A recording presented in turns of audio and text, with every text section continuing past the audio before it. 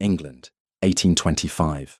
The storm had raged for 3 hours before the Duke of Westmore's stablemaster noticed that Perseus, his Grace's favourite black stallion, had returned without his rider. The horse stood trembling in the courtyard of Westmore Manor, rain streaming down his flanks, his saddle askew, and something dark staining the leather saddlebag that hung loose from its fastenings.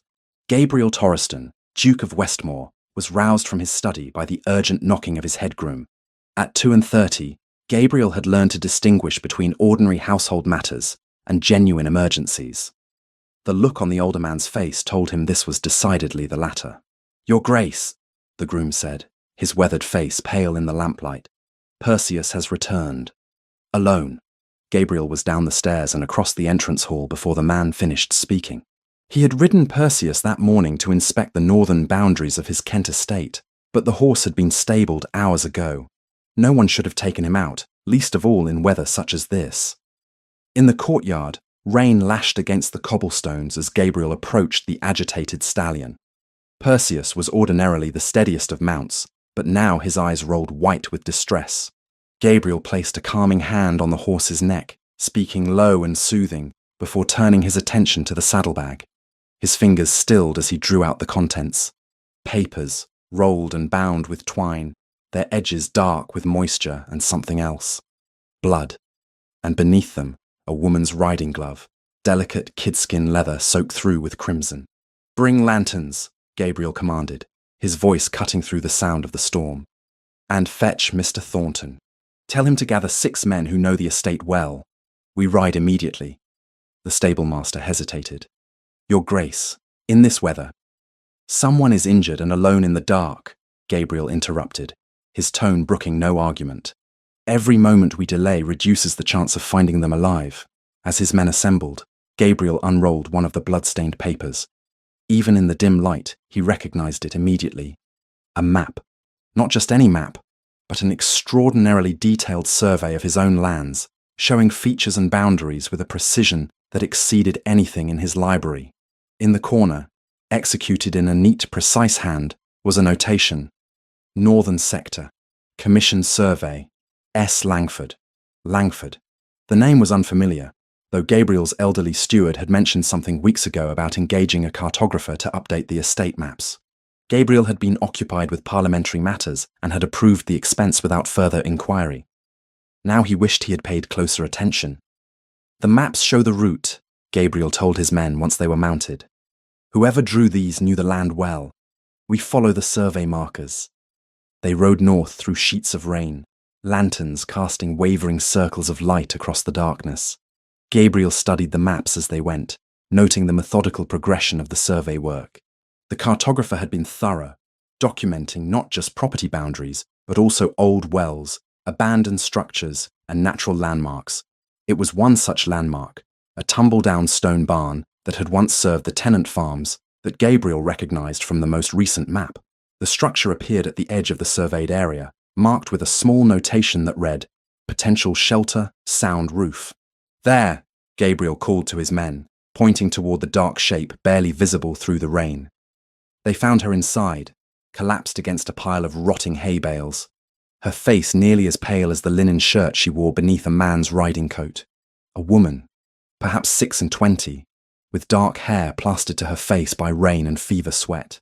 Her right arm was wrapped crudely in what appeared to be torn petticoat fabric, the makeshift bandage soaked through with blood. Gabriel dismounted and was at her side in an instant, his fingers finding the pulse at her throat. Weak, but present.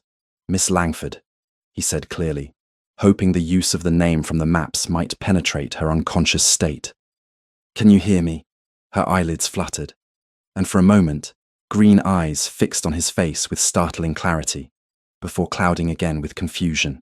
"The horse," she whispered, her voice hoarse. "Did he make it? The saddlebag—" "Both reached Westmore safely," Gabriel assured her. "Because of your foresight, we were able to find you, but you are badly injured. I am going to lift you now. Try not to move your arm." She made a small sound of protest as he gathered her into his arms, but she was too weak to resist. Gabriel was struck by how light she was, how cold. He could feel her shivering against his chest as he carried her from the barn. Wrap her in my greatcoat, he instructed one of his men. Mr. Thornton, ride ahead and wake Dr. Patterson. Tell him to prepare for a significant laceration and possible fever. The rest of you, we return to Westmore with all speed. The journey back took longer than Gabriel would have liked, though they moved as quickly as the darkness and weather allowed. He kept the woman cradled against him, sharing what warmth he could through the heavy wool of the coat wrapped around her. She drifted in and out of consciousness, occasionally murmuring fragments that made little sense. Something about carriages and crates, about men with weapons, about routes that appeared on no official maps. By the time they reached Westmore, the storm had begun to break. Dr. Patterson, the estate physician who had served Gabriel's family for 2 decades, was waiting in the entrance hall with Mrs. Donnelly, the housekeeper. "The blue guest room is prepared, Your Grace, Mrs." Donnelly said, her experienced eye taking in the situation with swift efficiency. "I've had the fire built up and hot water brought." Gabriel carried Miss Langford up the grand staircase, acutely conscious of the trail of muddy water they left on the Turkish carpet.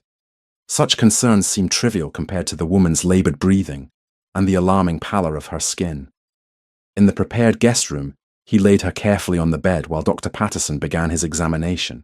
The physician was a man of few words, but considerable skill. He worked quickly, cutting away the makeshift bandage to reveal a deep gash that ran from Miss Langford's elbow nearly to her shoulder. "Blade wound," Dr. Patterson said grimly. "Clean edges, which is fortunate, but deep. She has lost considerable blood." He glanced at Gabriel. "You found her in time, Your Grace. Another few hours, and she would not have survived." Gabriel stood back as the physician cleaned and sutured the wound, but he found himself unwilling to leave the room entirely. There was something about the woman's determined attempt to save herself, her clear-headed action in sending the horse back with evidence, that spoke of uncommon courage. "She will need rest and careful nursing," Dr. Patterson said as he applied a proper bandage. "The fever concerns me, but the wound itself is not beyond healing if infection does not set in. I will leave detailed instructions with Mrs. Donnelly." It was nearly dawn before Miss Langford stirred again. Gabriel had remained in a chair by the fire, reviewing the blood-stained maps by lamplight, trying to make sense of what he was seeing. The survey work was exceptional, far superior to anything he had encountered before, but it was the notations in the margins that troubled him. References to irregular movements and unauthorized traffic along routes that crossed his property. "Where am I?" The voice was soft but clear. Gabriel rose and crossed to the bedside. Miss Langford's eyes were open, fever-bright but focused. She tried to sit up, then gasped at the pain in her arm. "Please, do not move suddenly," Gabriel said. "You are at Westmore Manor.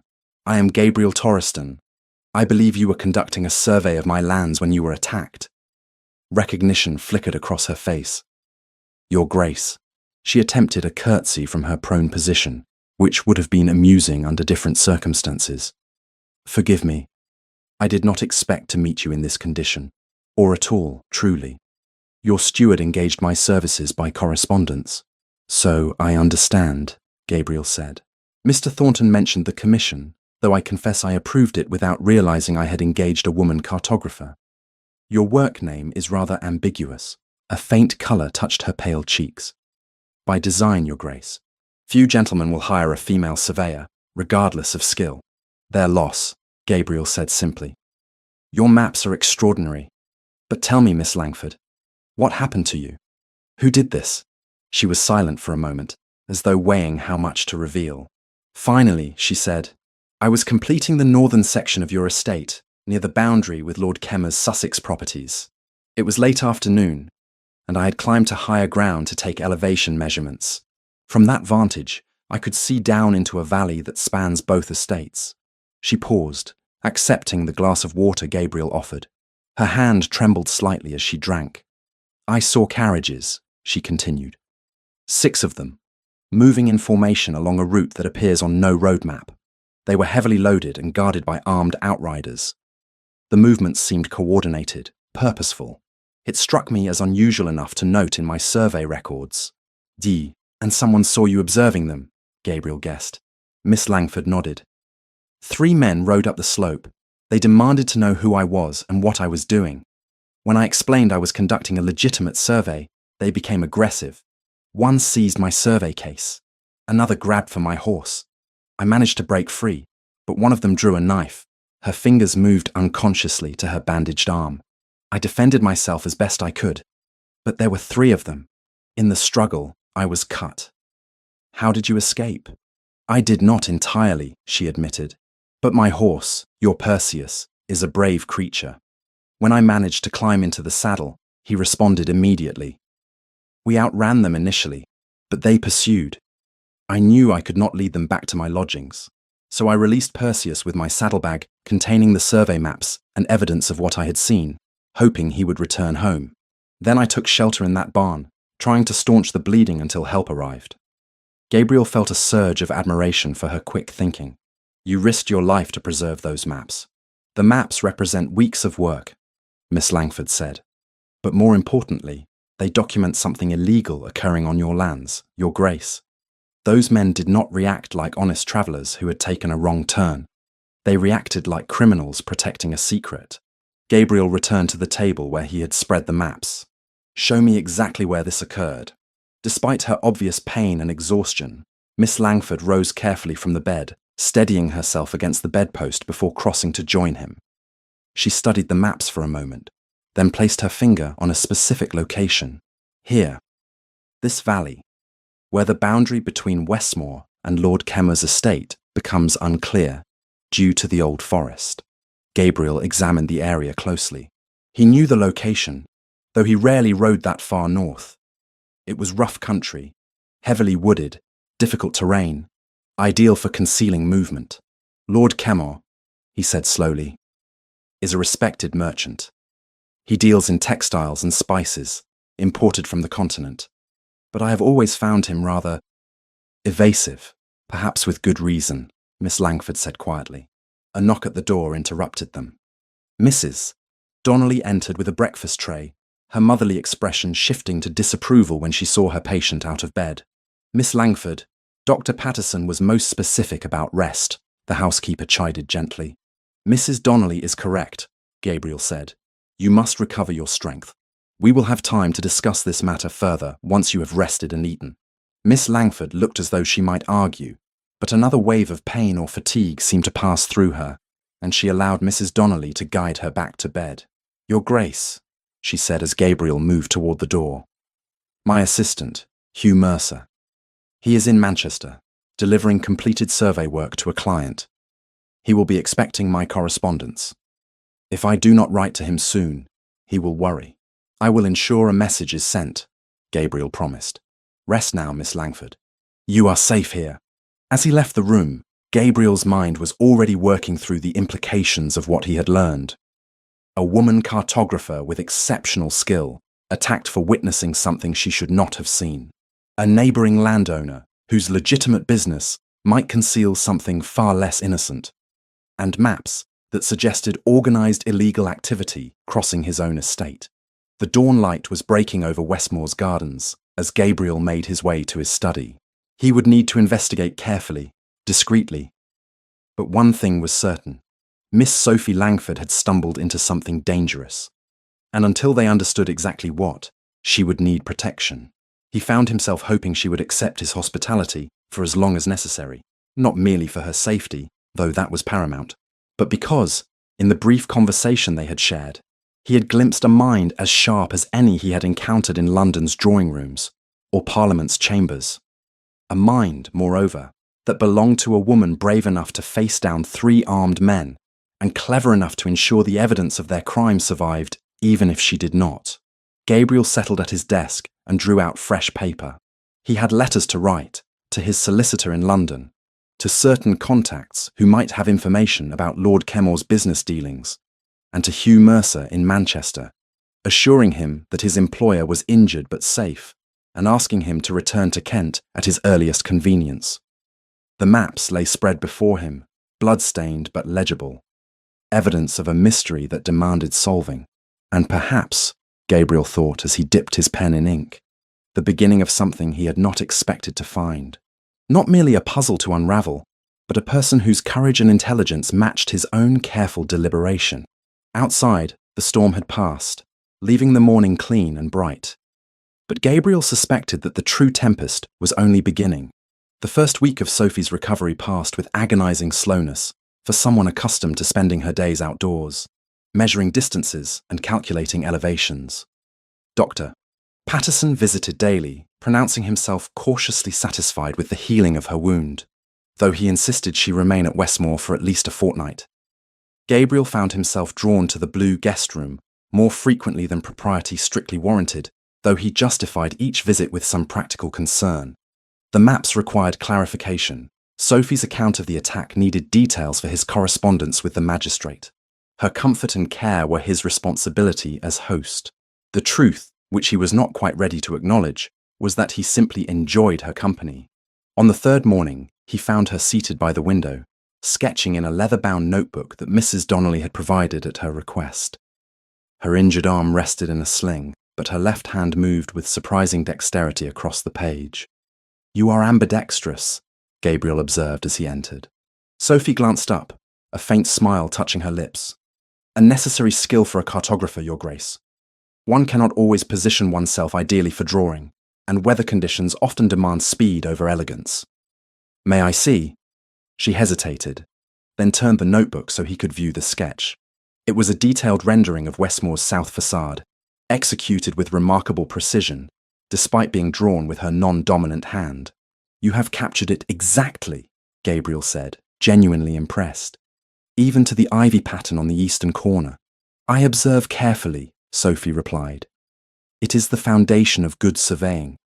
One must see what is truly there, not what one expects to see." Gabriel took the chair opposite her, sensing an opening to the conversation he had been wanting to have since her arrival. "Tell me about yourself, Miss Langford. How does the daughter of a viscount come to be a cartographer?" Something shifted in her expression, a shadow passing across her features before she composed herself. "My father was Viscount Langford of Surrey. Perhaps you knew of him. I did not have that honour." "You were fortunate in that regard," Sophie said with unexpected bitterness.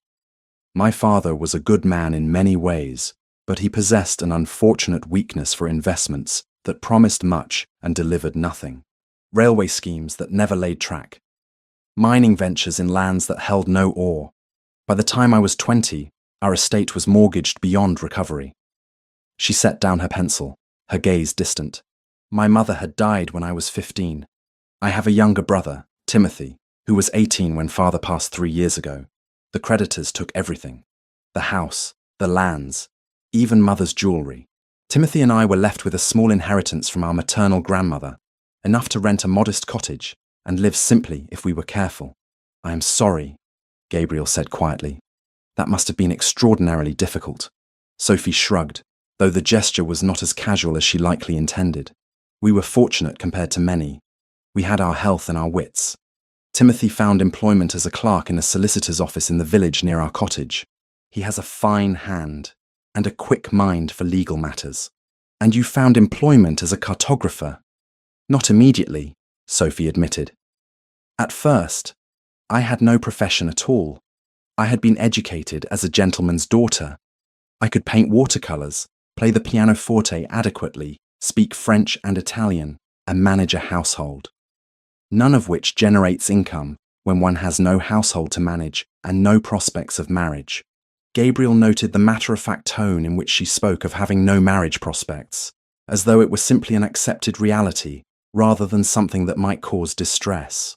"My mother's brother, my Uncle William, was a surveyor and topographer," Sophie continued. "He had never married and lived alone in a cottage in Dorset. When he learned of our circumstances, he invited me to visit. I spent 6 months with him, and he taught me his trade.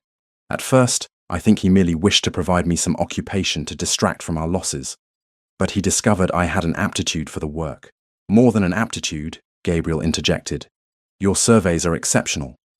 A flush of pleasure coloured her cheeks. "Uncle William was a patient teacher. He showed me how to use the theodolite and surveyor's chain, how to calculate elevations and angles, how to translate 3-dimensional terrain onto 2-dimensional paper. I found I loved the precision of it, the way mathematics and observation combine to create something useful and true." "And when your uncle died?" Gabriel guessed. 2 years ago," Sophie confirmed. He left me his instruments and his reference library, also a collection of his completed surveys and the contacts he had established over 30 years of work. I wrote to his former clients, introducing myself as S. Langford, his niece, who had trained under his guidance. Several responded with commissions, assuming I was male. When the work proved satisfactory, they recommended me to others. You deliberately cultivated the ambiguity of your identity. I did what was necessary, Sophie said without apology. A woman cartographer faces obstacles a man does not. If clients assumed I was my uncle's nephew rather than his niece, I saw no reason to correct that misapprehension until after they had seen the quality of my work. Gabriel found himself admiring her pragmatism. And your brother? Does he approve of your profession? Timothy understands necessity as well as I do, Sophie replied. My surveying brings in more income than his clerk's wages. Between us, we manage, not lavishly, but adequately. He handles correspondence with clients, manages the household accounts, and maintains our cottage while I travel for commissions. We are partners in survival. She met his eyes directly. I know this must seem strange to you, Your Grace. A woman dressed in men's riding clothes, tramping across the countryside with surveying equipment, sleeping in barns and taverns. But it is honest work, and it has allowed Timothy and me to maintain our independence. I do not find it strange, Gabriel said carefully. I find it resourceful and brave. Sophie looked startled by the compliment, as though she had been bracing for criticism and did not quite know how to receive praise instead. Before she could respond, a knock at the door announced Mrs. Donnelly with the midday meal. The housekeeper had taken it upon herself to ensure Sophie ate regularly and well, appearing at mealtimes with trays laden with nourishing food. Dr. Patterson says you must build your strength, Mrs. Donnelly declared, setting the tray on the small table by the window. Cook has prepared a lovely chicken broth and fresh bread. After the housekeeper departed, Gabriel helped Sophie arrange herself comfortably for eating, then excused himself to attend to estate business. But his mind remained occupied with what he had learned. Sophie Langford was not merely a skilled cartographer. She was a woman who had faced circumstances that would have broken many people of her class and had responded with determination and ingenuity. She had set aside the expectations of her upbringing to learn a trade, support her brother, and carve out a life of independence. That evening, Gabriel spent several hours in his library, reviewing what little information he could gather about Lord Percival Kemore. The man was 45, a widower with no children, who had made his fortune in importing textiles and spices from France and the Orient. His estates in Sussex bordered Gabriel's lands in Kent, though the boundary was imprecise in the heavily forested northern reaches. On the surface, Kemore appeared respectable. He attended the appropriate social functions, contributed to charitable causes, and maintained cordial if not warm relations with his neighbours. But as Gabriel dug deeper into shipping records and customs documentation that his solicitor had provided, inconsistencies began to emerge. The volumes of goods Kemore claimed to import did not quite align with the cargo manifests from the ports. There were gaps, unexplained periods where ships arrived, but no corresponding increase in warehouse inventory appeared in the records. And the routes Sophie had documented, those nighttime movements of heavily guarded carriages, suggested transportation of something far more valuable and far less legal than bolts of silk or bags of peppercorns. On the 5th day of Sophie's residence at Westmore, Gabriel brought the discrepancies to her attention. She was well enough now to move about the house, though she still tired easily, and Dr. Patterson had forbidden any strenuous activity. They sat in the library, the autumn sunlight slanting through tall windows as Gabriel spread shipping manifests and customs records across his desk alongside Sophie's maps. Look here, he said, pointing to a series of dates. Kemore's ships arrive at Hastings Port in Sussex on these dates, but the cargo recorded as unloaded does not match the volumes he claims in his business accounts. Sophie leaned closer, studying the documents with the same careful attention she gave to surveying. And here, she said, indicating a notation on one of her maps.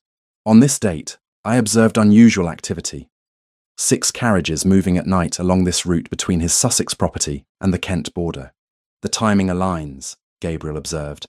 3 days after the ship's arrival, the carriages move, always in darkness, always heavily guarded. What could be valuable enough to warrant such secrecy? Sophie asked. And illegal enough to attack someone who witnessed the movement. That, Gabriel said grimly, is what we must discover. Sophie was quiet for a moment, her fingers tracing the routes on her map. Then she said, I should continue the survey, document these movements more thoroughly, create a complete record of the routes and timing. Absolutely not, Gabriel said immediately. You were nearly killed. I will not permit you to put yourself at risk again. Her chin lifted with a stubbornness he was beginning to recognize. With respect, Your Grace, you do not have the authority to permit or forbid my actions. I am not your dependent. You are my guest, recovering from an injury sustained on my lands while in my employ. Gabriel countered. That gives me both moral authority and practical responsibility for your safety. I am a professional surveyor engaged to complete a commission, Sophie replied, her tone level but firm. The survey is incomplete. Moreover, we now know that something illegal is occurring that directly affects your property and potentially puts your tenants at risk. Walking away serves no one. Walking away keeps you alive, Gabriel said, more sharply than he intended. Sophie met his gaze steadily. I did not survive my family's ruin and 3 years of fighting for independence only to become timid now. Those men attacked me because I witnessed something they wanted hidden. Running away will not make me safer. They know I saw them. The only protection is in exposing what they are doing.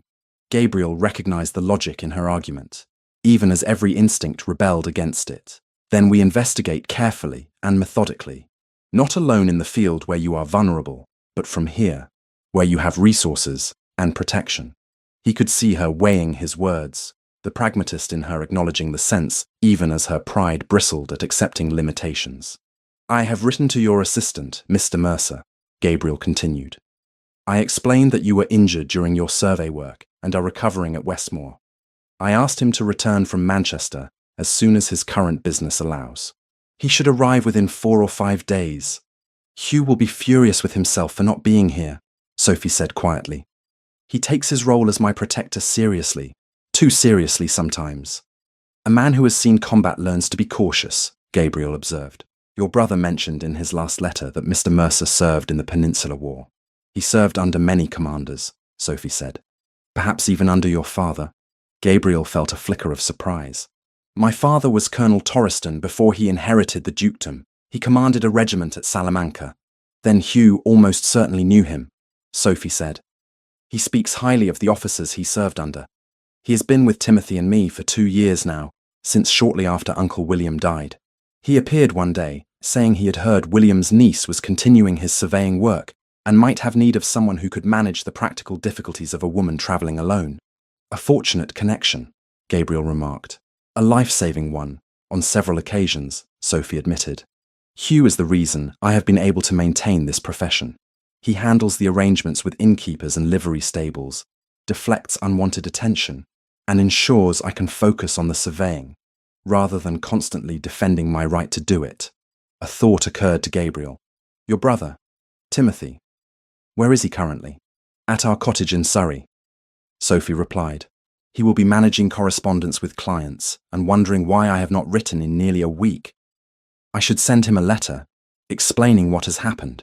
I have a suggestion, Gabriel said carefully. One that may not appeal to your independent nature, but which I ask you to consider.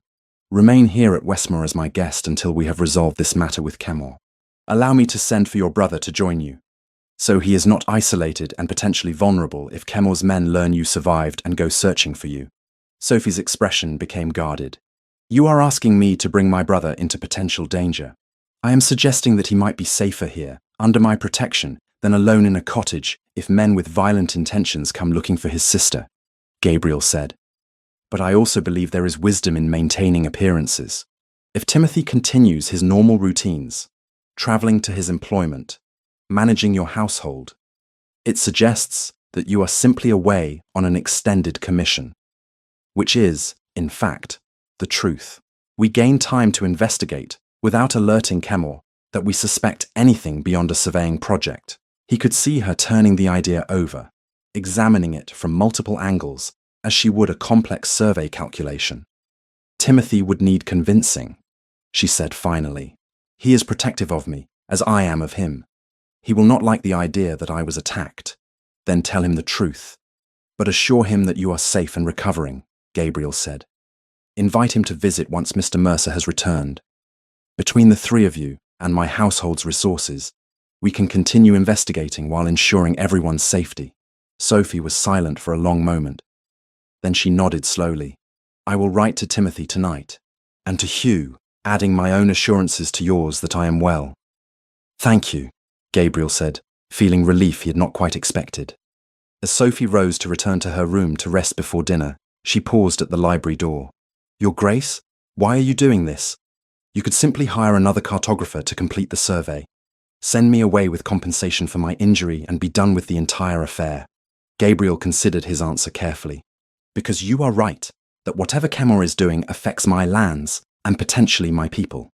Because I do not care to have criminals operating unchecked in my domain. And because... He stopped, surprised by what he had been about to say. Because? Sophie prompted. Because I believe you deserve justice for what was done to you, Gabriel finished. And I find I have developed a rather stubborn determination to ensure you receive it. A smile, genuine and warm, transformed Sophie's face. Then we are both stubborn, Your Grace. Perhaps that will serve us well. After she left, Gabriel remained in the library as afternoon faded toward evening. Through the windows, he could see the autumn colours beginning to touch the trees of Westmore's park. In a few weeks, the leaves would turn golden and red before falling. He found himself hoping that Sophie Langford would still be there to see them. Hugh Mercer arrived at Westmore Manor on a grey afternoon, 5 days after Gabriel's letter had been dispatched to Manchester. The man who dismounted in the courtyard was broad-shouldered and weathered, his face lined by years of sun and wind. At 48, he moved with the contained wariness of a veteran soldier, his eyes scanning the manor's facade and grounds before he approached the entrance. Gabriel received him in the study, noting the controlled fury in the older man's bearing. Your Grace, Hugh said, his voice rough with suppressed emotion. I came as quickly as I could. Where is she? How badly is she injured? Miss Langford is recovering well, Gabriel assured him. The wound was serious, but Dr. Patterson is satisfied with her progress. She is upstairs in the guest wing. Mrs. Donnelly can take you to her. Hugh's shoulders sagged slightly with relief, though tension still radiated from him. I should never have left her alone. I knew the commission would take me to Manchester for at least a fortnight, but the payment was generous, and Sophie insisted the Westmore survey was straightforward enough that she could manage independently for a few weeks. You could not have anticipated what occurred, Gabriel said. From what Miss Langford described, the attack was sudden and unprovoked. Even had you been present, 3 armed men would have been formidable opponents. 3 armed men would have found themselves facing someone who knows how to kill them, Hugh said bluntly. Begging your pardon, Your Grace, but I have spent 30 years learning how to protect those under my care. I failed Sophie. You did not fail her, came Sophie's voice from the doorway. She stood there in a simple day dress, her injured arm no longer in a sling, though she held it carefully. You were exactly where I sent you, Hugh, completing work that pays our rent. Do not take responsibility for the actions of criminals. Hugh crossed to her in 3 quick strides, his weathered face working with emotion. Miss Sophie, if you had died because I was not there... But I did not die, Sophie interrupted gently. I am here, recovering, and in considerably more comfortable circumstances than our cottage. His Grace has been extraordinarily generous in his hospitality. Tim, Hugh turned to Gabriel, and something shifted in his expression as he truly looked at the Duke for the first time. Recognition flickered across his features. Colonel Torreston's son, he said slowly. I served under your father at Salamanca, Your Grace. 3rd Regiment of Foot. He was a fine commander, fair but demanding. He got us through that battle when others might have faltered. Gabriel felt an unexpected warmth at hearing his father spoken of with such respect. My father often said that the men of the 3rd were the finest soldiers he ever commanded. He would be pleased to know one of them is protecting Miss Langford. It is my honour to do so, Hugh said, though I seem to be making a poor showing of it thus far. Then perhaps you will allow me to assist in that duty, Gabriel said. Miss Langford has agreed to remain at Westmore while we investigate the circumstances of her attack. I would be grateful if you would accept my hospitality as well. Your military experience may prove valuable in what we are attempting to uncover." Hugh looked to Sophie, who nodded. "His Grace believes that Lord Kenmore, whose lands border Westmore to the north, may be involved in smuggling operations. The men who attacked me were protecting something they did not wish documented on my survey maps." "Then we document it anyway," Hugh said with grim satisfaction. "But carefully and with proper precautions." Over the following days, Sophie established herself in a sunny room in the guest wing that Gabriel had converted into a makeshift cartography office. A large table was brought in for spreading maps, and shelves were installed to hold the surveying instruments Hugh had transported from their cottage, along with Sophie's reference books and materials. Gabriel found himself drawn to this improvised workspace more frequently than his own study. There was something compelling about watching Sophie work, the way her hands moved with precision across paper, translating measurements and calculations into visual representations of the landscape. Her injured arm still pained her occasionally. He could see it in the tightness around her eyes when she worked too long, but she refused to let it slow her progress significantly. "You are pushing yourself too hard," he observed one morning, finding her already at work when he arrived with coffee and fresh correspondence. "I am pushing myself exactly hard enough," Sophie countered, accepting the coffee with a grateful smile. "Dr. Patterson says moderate activity promotes healing. This qualifies as moderate. Dr. Patterson also said you should rest frequently, which I do. Between map sessions, I have been exploring your library," Sophie said. "You have a remarkable collection of historical surveys and property records. Some date back 2 centuries. My grandfather was an enthusiastic collector of local history," Gabriel explained. "He believed that understanding the past was essential to managing the present. I have continued that tradition." Sophie's eyes lit with genuine interest. "Would you permit me to examine those historical maps? If Kenmore is using old routes for smuggling, they might appear on older surveys that documented paths now forgotten or overgrown." "An excellent thought," Gabriel said.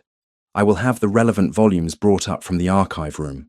That afternoon, they sat together at the large table with centuries-old maps spread before them. Sophie had a remarkable ability to correlate historical documents with modern surveys, identifying where ancient trackways and roads had once connected properties that were now separated by dense forest. "Here," she said, pointing to a faded line on a map dated 1742.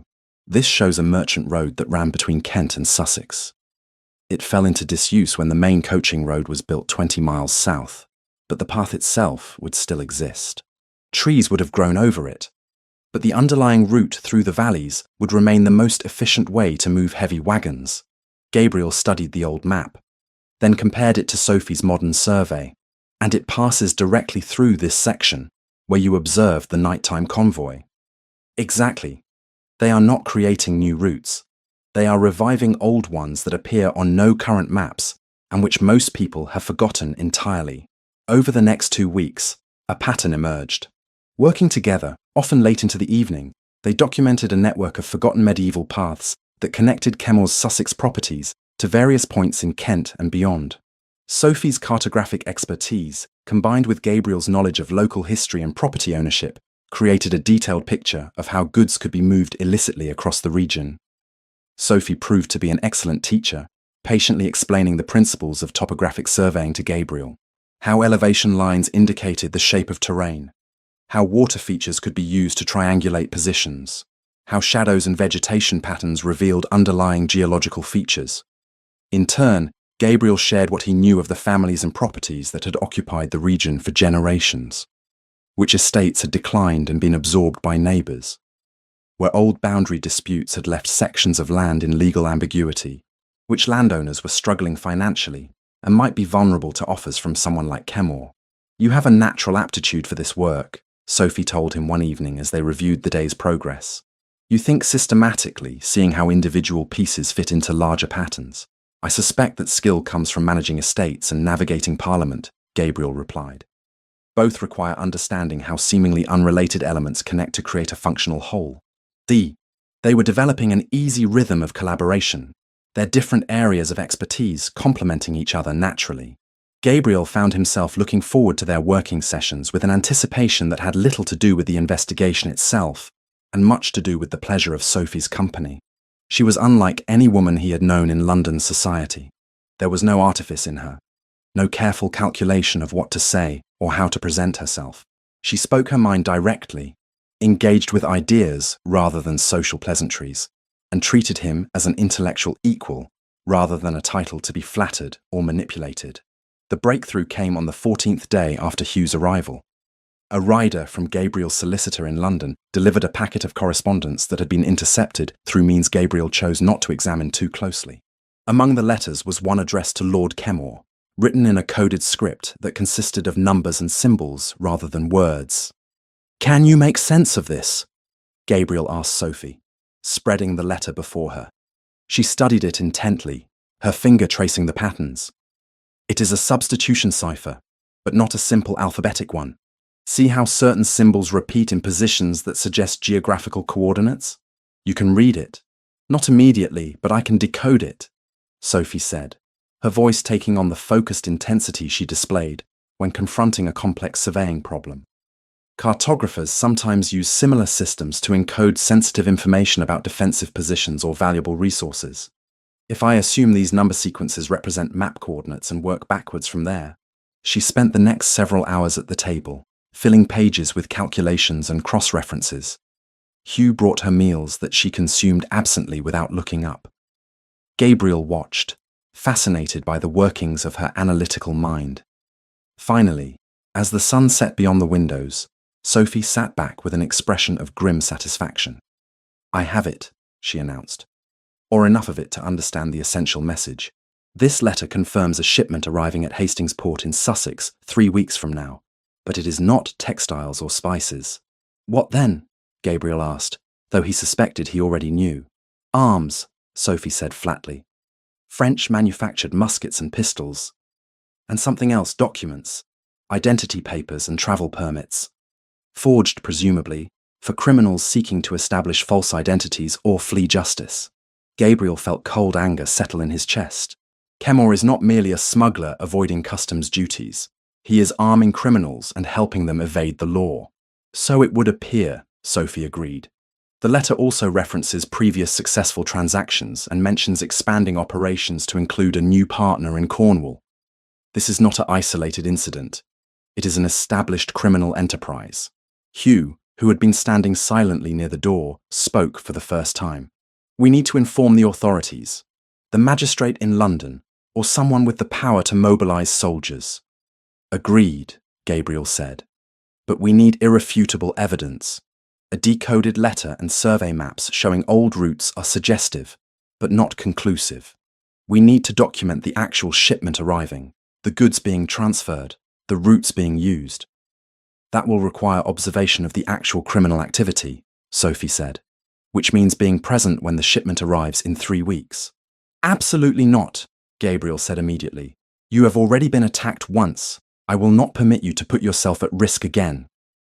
Sophie's expression took on the stubborn set he had come to recognize. "With respect, Your Grace, this is my investigation as much as yours. Those men attacked me. I have as much right as anyone to see them brought to justice." "A right I do not dispute," Gabriel said carefully. "But there is a difference between seeking justice and seeking danger. We can document what we need without you personally confronting armed smugglers." "How?" Sophie challenged. "I am the only one who can accurately map the routes they will use, who can identify from terrain features where they are likely to pause, where they might be vulnerable to interception. You need my expertise, Your Grace, whether you wish to admit it or not." She was right, and Gabriel knew it. But the thought of Sophie in danger again made something clench painfully in his chest. "Then we plan carefully," he said finally. "We contact the magistrate in London immediately, provide him with what we have discovered, and request his assistance. We do not act alone or rashly." "Agreed," Sophie said, and Gabriel saw relief flicker across her face. She had been arguing for inclusion, not for recklessness. That night, Gabriel sat in his study composing a detailed letter to Magistrate William Crosby, a man he had worked with on previous legal matters and whom he trusted to be both discreet and effective. He explained the situation, outlined the evidence they had gathered, and requested that Crosby come to Westmore to coordinate a proper response. As he sealed the letter, Gabriel found his thoughts drifting to Sophie. In 2 weeks, she had become an integral part of his household, her presence as natural as the furniture in the library or the portraits in the gallery. He had grown accustomed to seeing her bent over maps in the morning, to debating the interpretation of historical documents over dinner, to the sound of her voice explaining some technical aspect of surveying while he struggled to follow the mathematics. More than accustomed. If he were honest with himself, which he was increasingly reluctant to be, he had grown dependent on her company. The prospect of her leaving once this matter with Kemor was resolved left him with a hollow feeling he did not care to examine too closely. Gabriel shook his head, dismissing such thoughts. Sophie Langford was a professional woman with her own life and career. She was here because of necessity, not choice. Once the danger passed, she would return to her cottage and her surveying commissions, and he would return to the orderly solitude he had maintained for 3 years since his wife's death. The fact that such solitude no longer seemed appealing was something he would need to address. But not tonight. Tonight, he had a letter to send and a criminal to stop. He rang for a servant to take the correspondence to the express post, then climbed the stairs to his chambers. As he passed the guest wing, he saw lamplights still glowing beneath Sophie's door, working late again, despite Dr. Patterson's orders. Gabriel smiled despite himself. Stubborn, brilliant, brave, Sophie Langford. Whatever happened in the coming weeks, he was grateful she had stumbled into his life, even if she had arrived bleeding and unconscious in an abandoned barn. Magistrate Crosby's response arrived within a week, confirming that he would travel to Westmore as requested. However, his letter also contained a note of caution.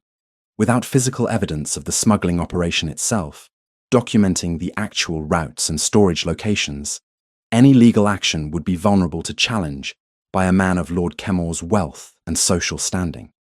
He is saying we need more than decoded letters and historical maps, Sophie observed, reading over Gabriel's shoulder in the library. We need to prove the routes are actively being used for illegal purposes, which means reconnaissance, Gabriel said reluctantly, documenting the actual warehouses, confirming they contain contraband, mapping the precise paths being used. Hugh, who stood by the fireplace, nodded grimly. A military operation, essentially. Scouts gathering intelligence before the main engagement. Then we become scouts, Sophie said with a decisiveness that made Gabriel's stomach clench with worry. We? He asked carefully. You need my cartographic skills, Sophie replied, her tone brooking no argument. And I need to see this through. Those men tried to kill me, Your Grace. I will not hide at Westmore while others finish what I started. Gabriel recognized the futility of arguing. Then we plan meticulously and take every precaution. Hugh, can you recommend men for this expedition? Individuals with military experience who can be trusted with discretion. 2 of your gamekeepers served in the same regiment as I did, Hugh replied. Barnes and Pritchard. Good men in difficult situations. They would suffice. Over the next 3 days, they prepared for what Sophie insisted on calling a surveying expedition, though everyone understood it was considerably more dangerous than standard cartography work. They would travel light, camping rough rather than seeking accommodation that might be remembered and reported. Sophie prepared detailed plans showing where they needed to go and what needed to be documented. Gabriel arranged supplies and ensured their absence from Westmore would not cause undue comment. They departed on a grey morning, the 4 of them mounted on sturdy horses with pack animals carrying surveying equipment, camping supplies, and carefully concealed weapons. Barnes and Pritchard, both weathered men in their 40s, treated the expedition with the seriousness of a military campaign. The first day took them north and west, following the ancient paths Sophie and Gabriel had identified on historical maps.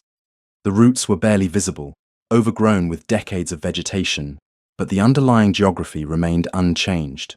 Valleys and ridgelines guided them between Kent and Sussex, exactly as medieval merchants had travelled centuries before.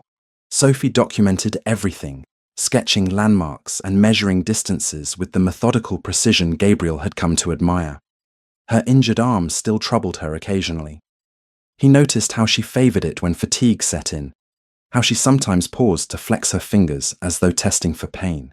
But she never complained, and she never slowed their pace. That evening, they made camp in a sheltered hollow where a stream provided fresh water.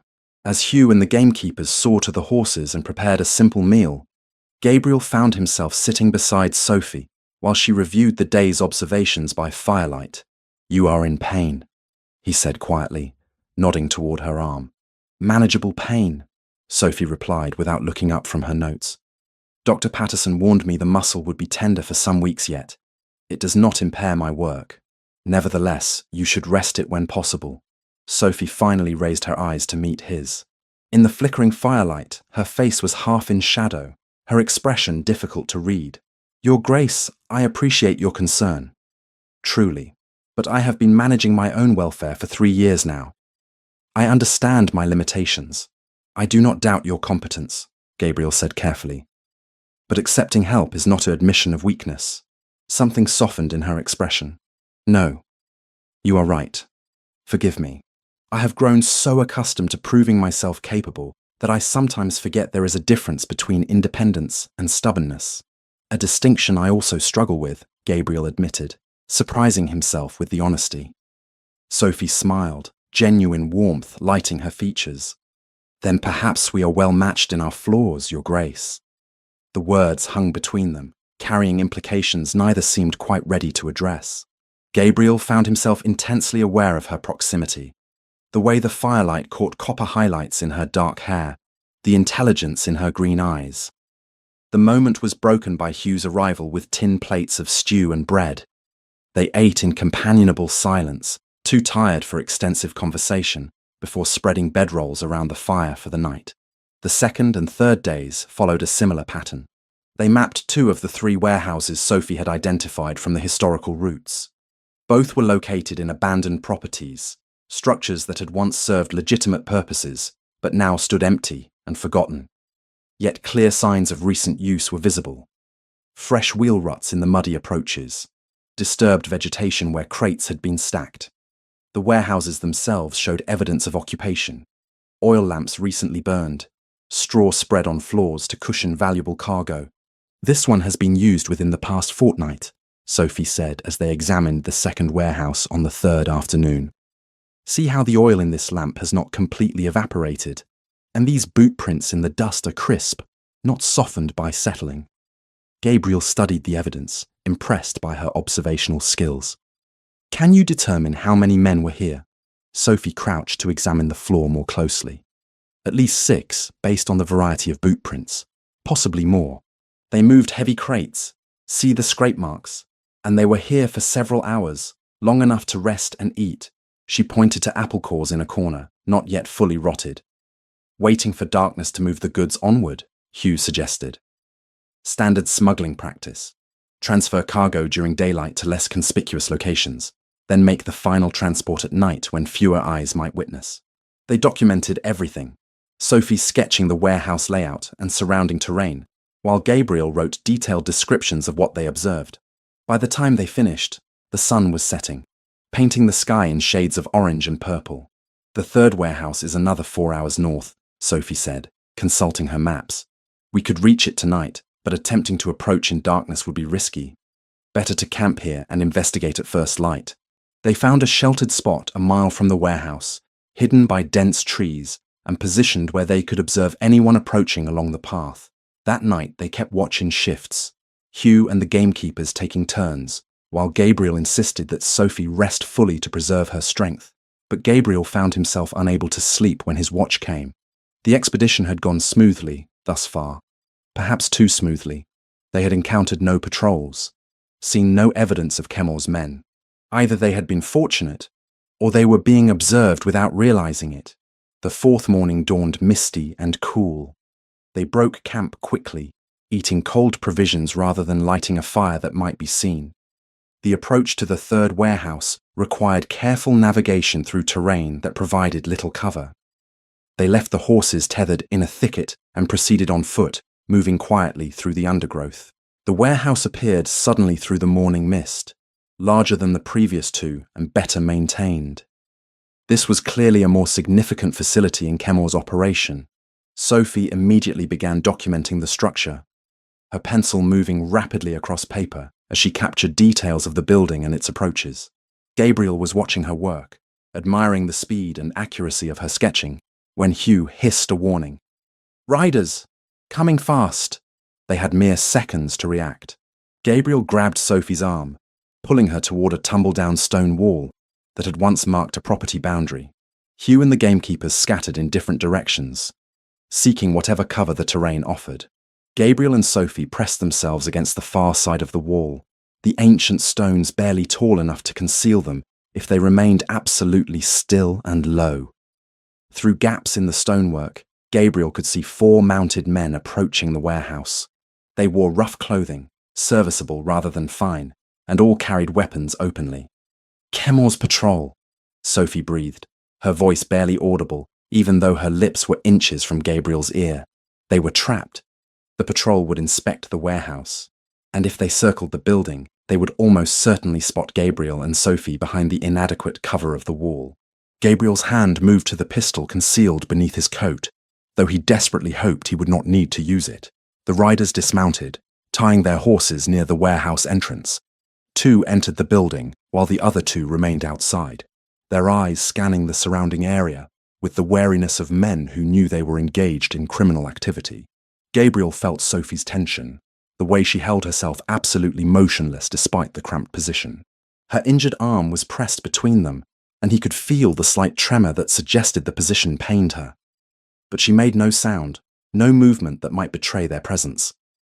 Minutes stretched into what felt like hours. The men inside the warehouse emerged, apparently satisfied with whatever they had come to check.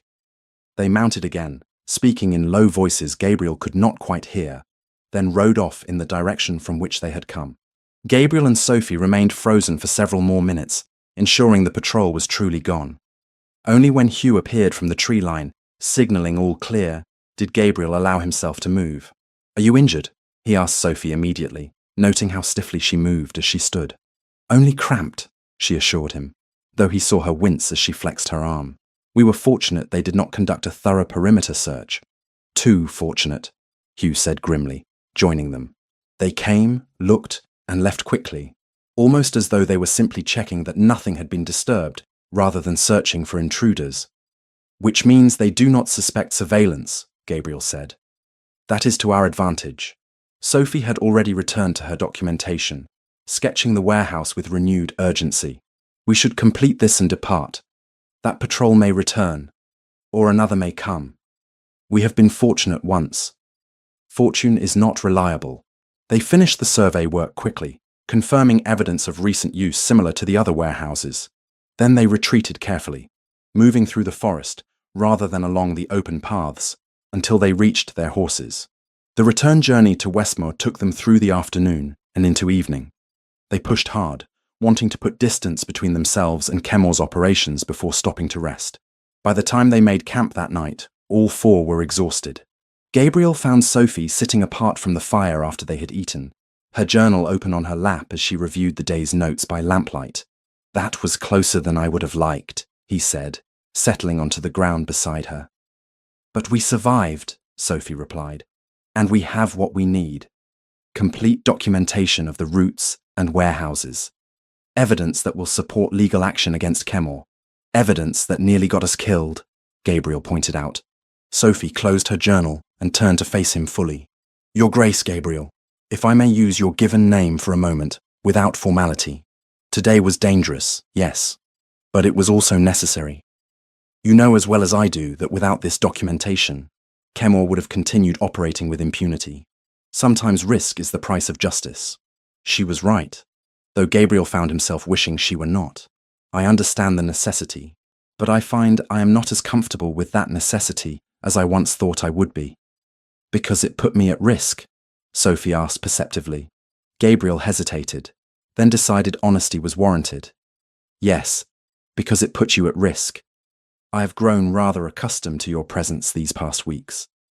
The prospect of that presence being violently ended is not one I care to contemplate." Colour rose in Sophie's cheeks, visible even in the dim lamplight. "I am accustomed to relying only on myself and my brother. Having someone else concern themselves with my welfare is unfamiliar, but not, I find, unwelcome." Their eyes met and held. Gabriel was acutely aware that they were sitting closer than propriety strictly allowed. that the lamplight created an intimate circle that separated them from Hugh and the gamekeepers on the other side of the fire, that Sophie's face was turned up toward his, her expression open and vulnerable in a way he had never seen before.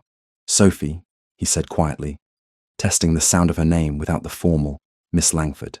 "Gabriel," she replied, and the way she spoke his name sent warmth through his chest. He was not certain who moved first.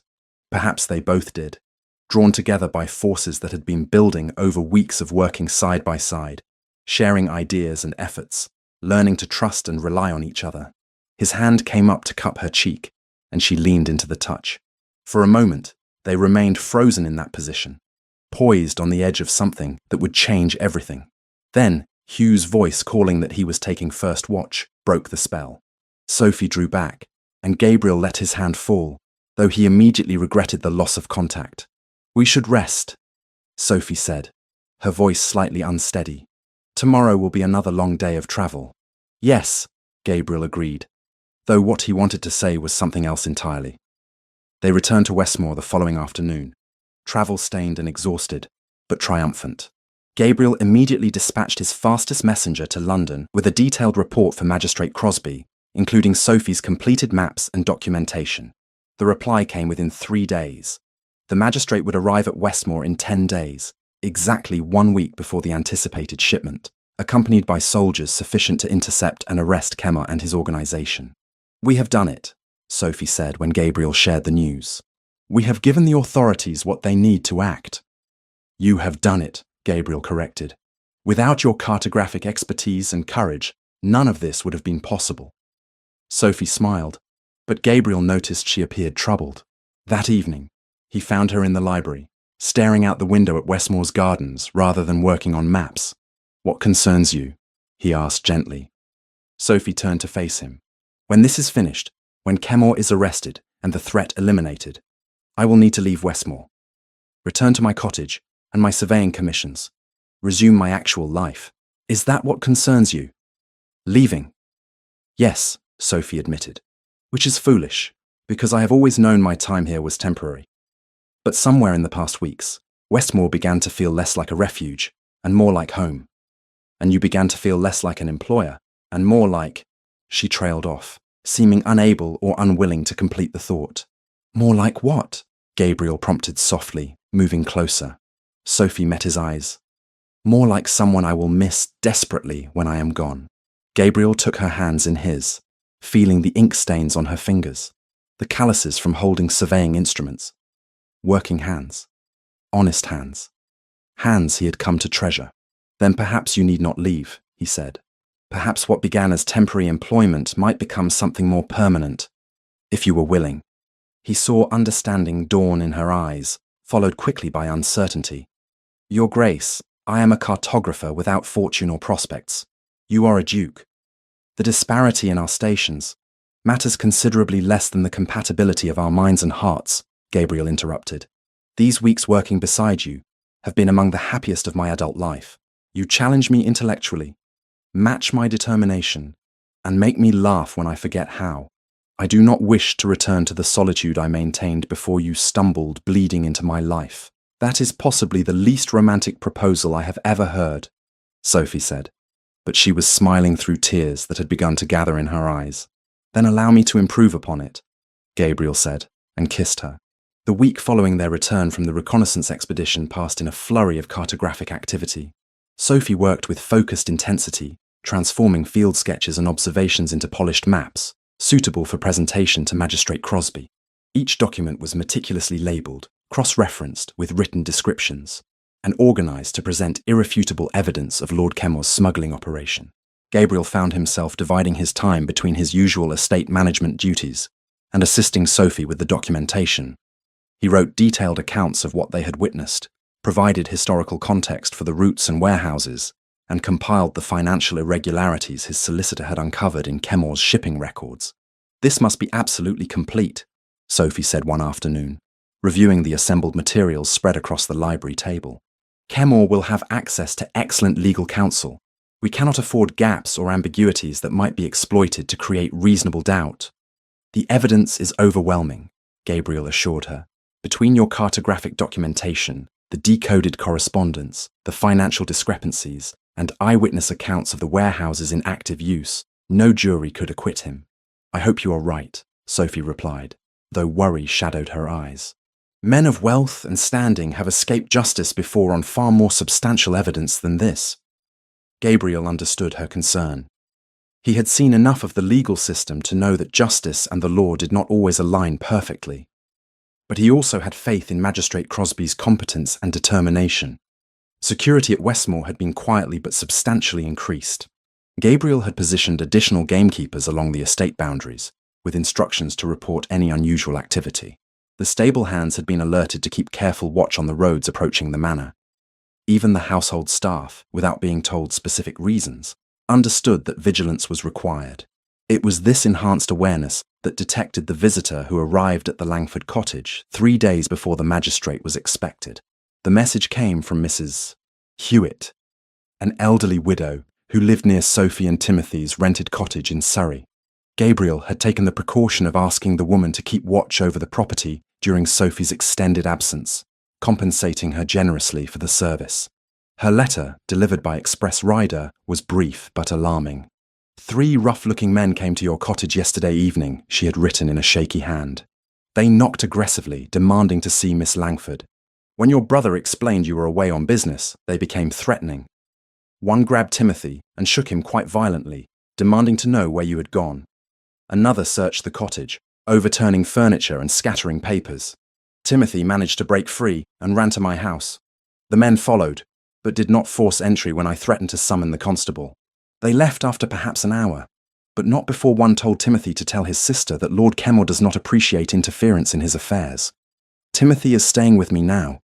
He is shaken but not seriously injured, save for bruising on his arms where he was grabbed. Sophie's face went white as Gabriel read the letter aloud.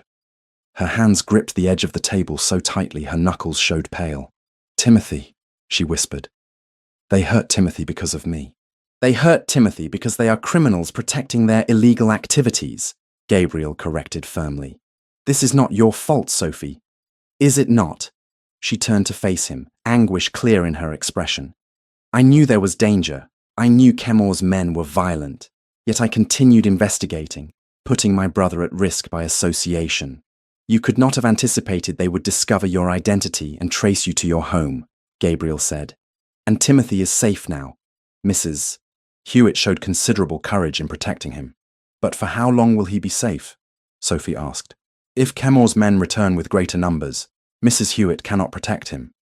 And if they learn he is connected to me, to this investigation, Gabriel made a decision immediately. I am sending a carriage to Surrey today with Hugh and 4 armed men. They will collect Timothy and Mrs. Hewitt, who deserves protection for her kindness, and bring them both to Westmore. Here, they will be under my protection and my household security. Relief warred with guilt on Sophie's face. Your Grace, I cannot ask you to. You are not asking. I am offering, and more than offering. Insisting, Gabriel interrupted. Timothy is your family, which makes his safety my concern. And we discussed this possibility before. Bringing him here removes him from danger and allows him to verify your well-being with his own eyes. Sophie nodded slowly, blinking back tears she refused to shed. Thank you. I will write to him immediately, explaining what has happened and assuring him that I am well. And I will write to Mrs. Hewitt, expressing my gratitude and inviting her to remain at Westmore as my guest for as long as she wishes, Gabriel added. She has earned that consideration. Hugh departed within the hour, accompanied by Barnes, Pritchard, and 2 other men Gabriel trusted implicitly. The journey to Surrey and back would take 2 days if they travelled hard and encountered no difficulties. Gabriel ordered fresh horses positioned at coaching inns along the route to ensure maximum speed. Those 2 days were among the most anxious Sophie had experienced since her initial injury.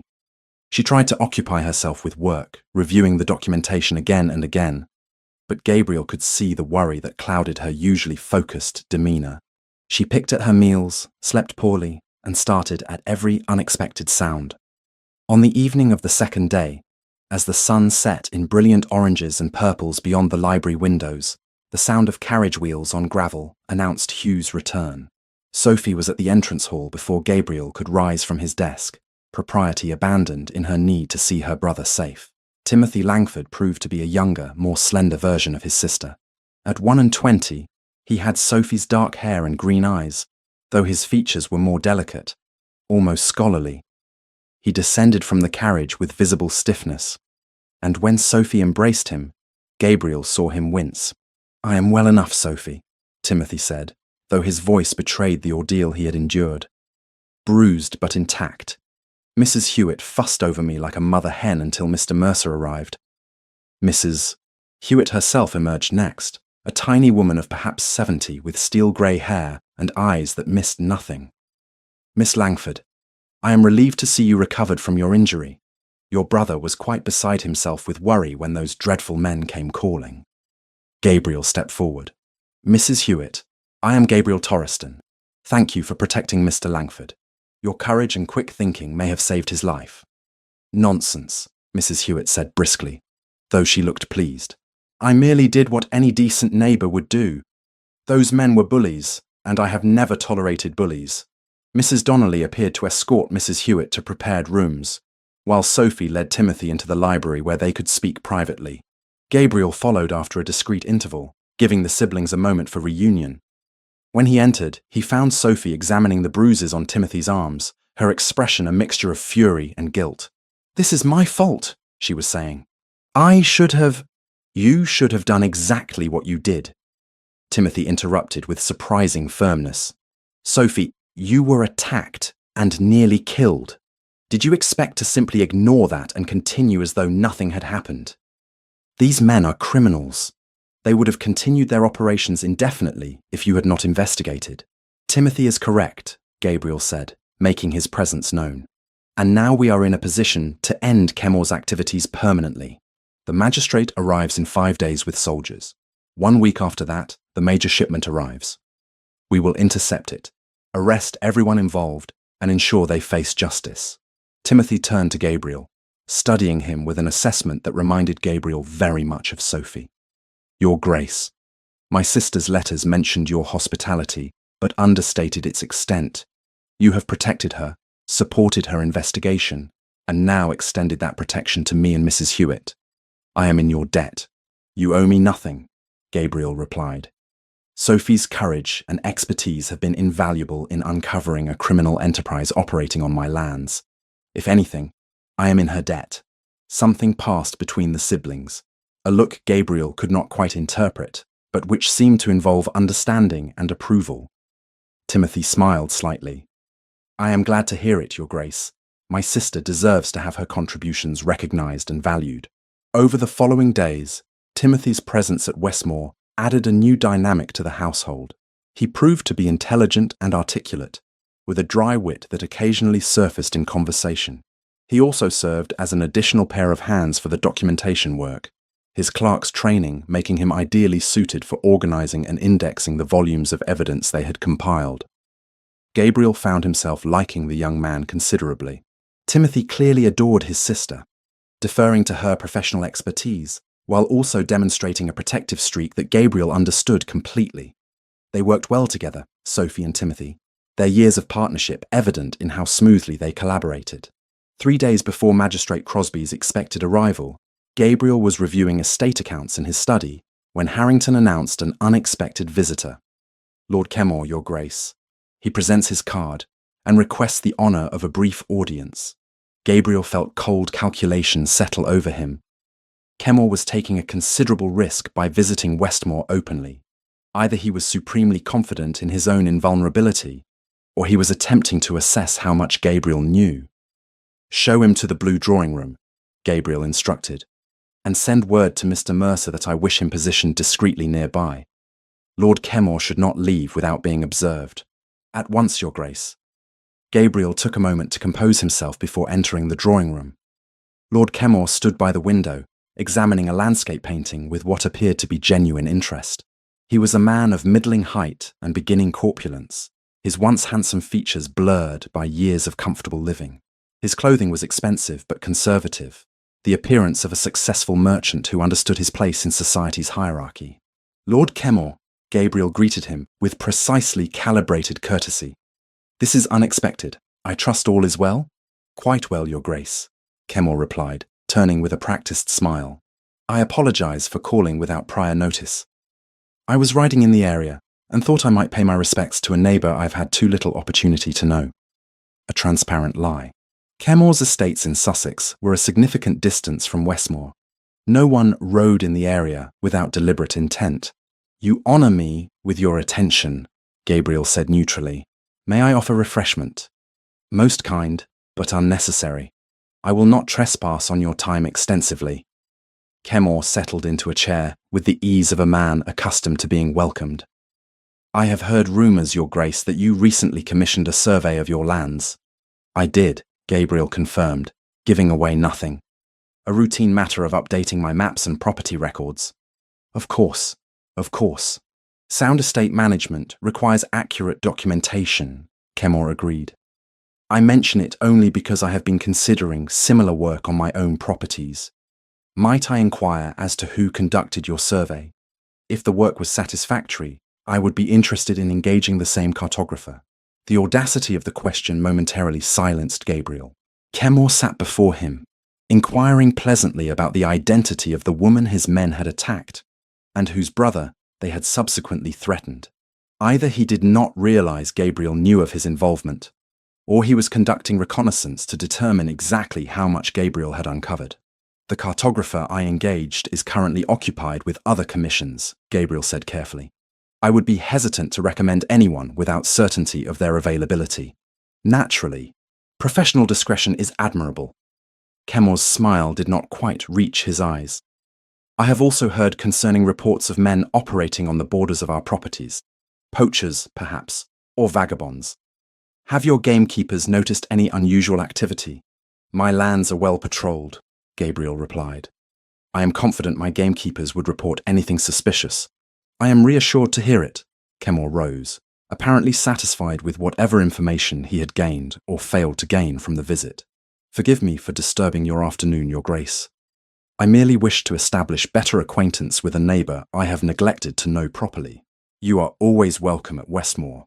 Gabriel lied with perfect courtesy. After showing Kemor out and watching his departure from the window, Gabriel immediately went to find Sophie in the library.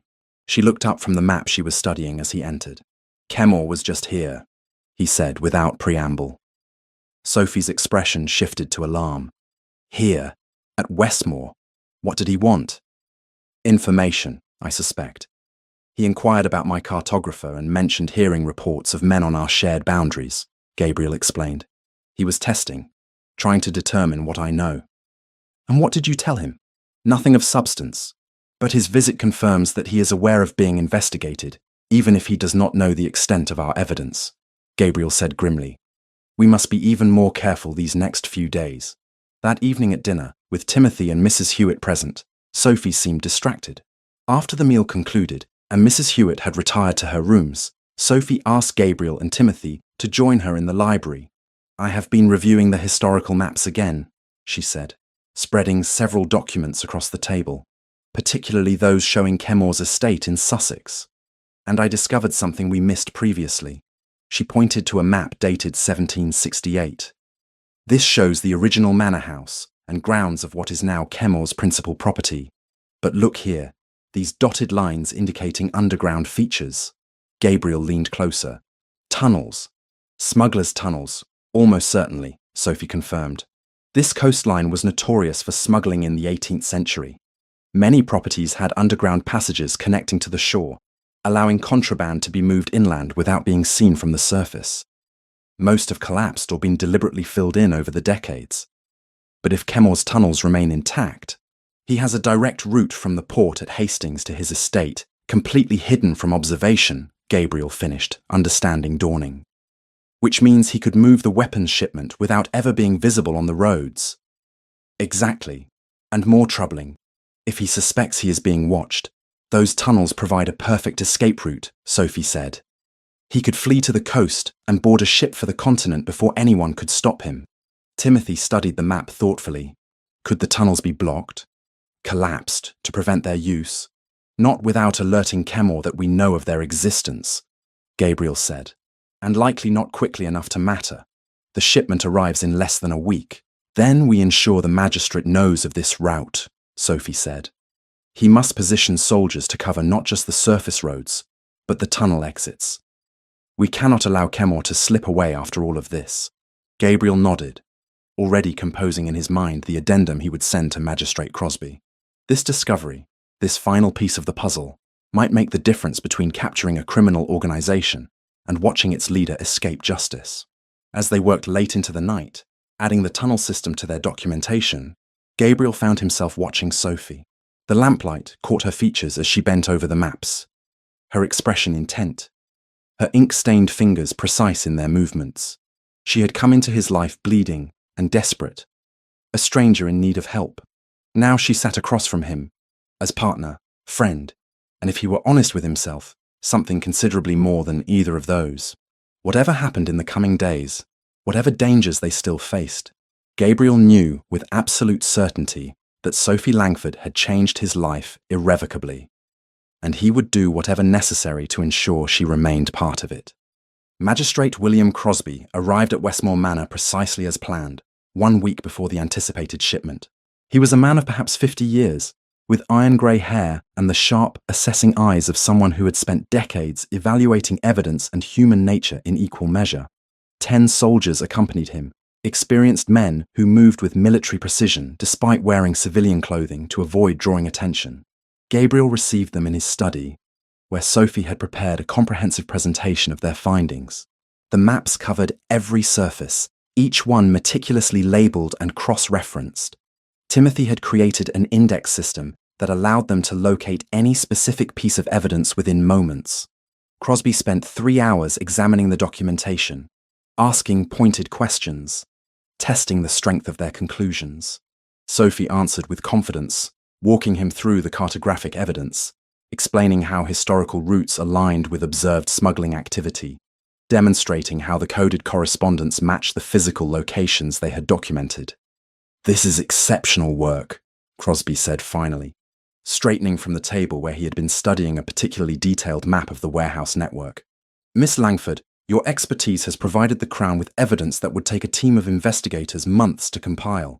His Grace was correct to speak so highly of your abilities." Sophie flushed slightly at the praise. "I merely documented what was there to be found, sir.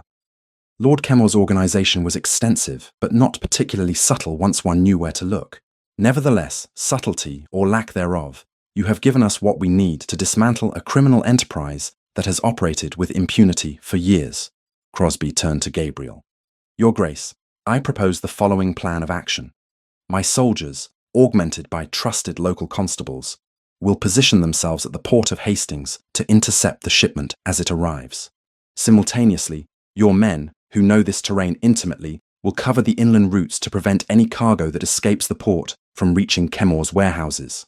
"A sound strategy," Gabriel agreed. "But we must also account for the tunnel system Miss Langford discovered.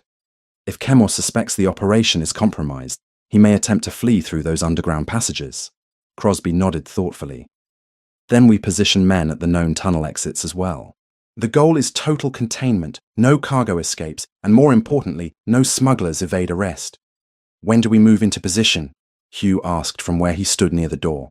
"We have 6 days before the shipment arrives," Crosby replied. "I propose we use 3 of those days for final reconnaissance and preparation. On the 4th day, we move our forces into position under cover of darkness. Then we wait."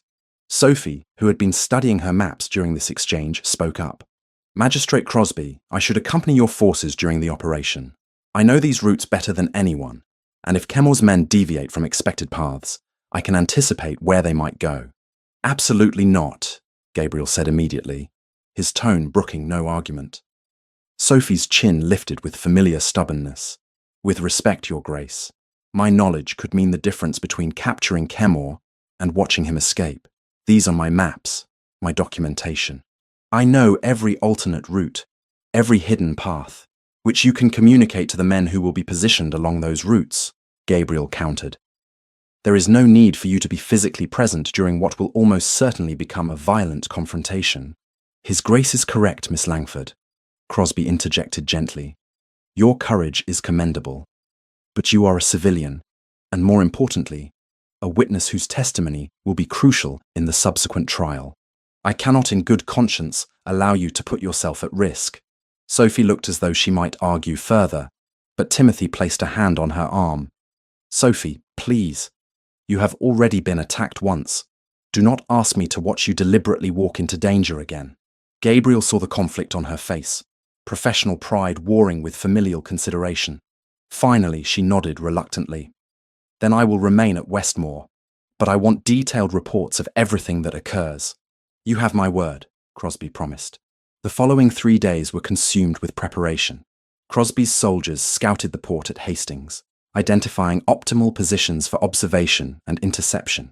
Gabriel's gamekeepers and trusted men from nearby estates rehearsed their roles, learning the routes from Sophie's maps until they could navigate them blindfolded.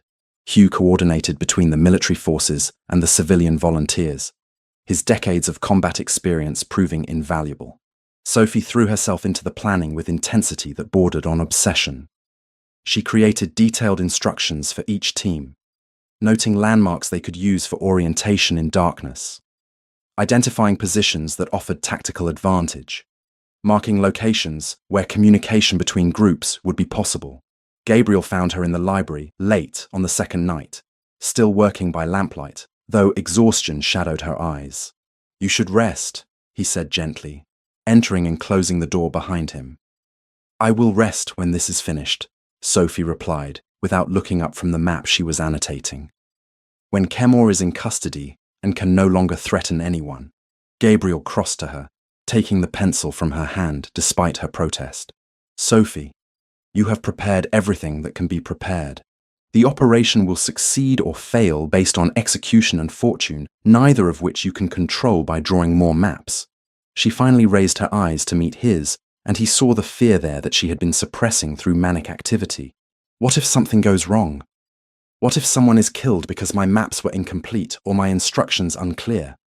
Then it will be the fault of criminals who chose violence, not of a cartographer who provided every tool possible for their capture, Gabriel said firmly. He drew her to her feet, noting how she swayed slightly with fatigue. Come, you need food and sleep in that order.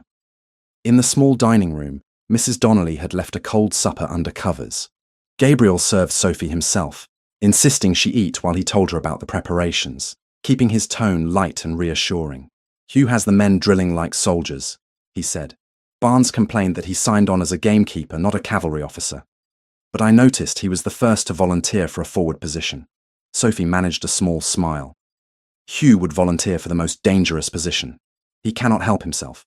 A trait you share, Gabriel observed. Which is why I am grateful Magistrate Crosby insisted you remain safe.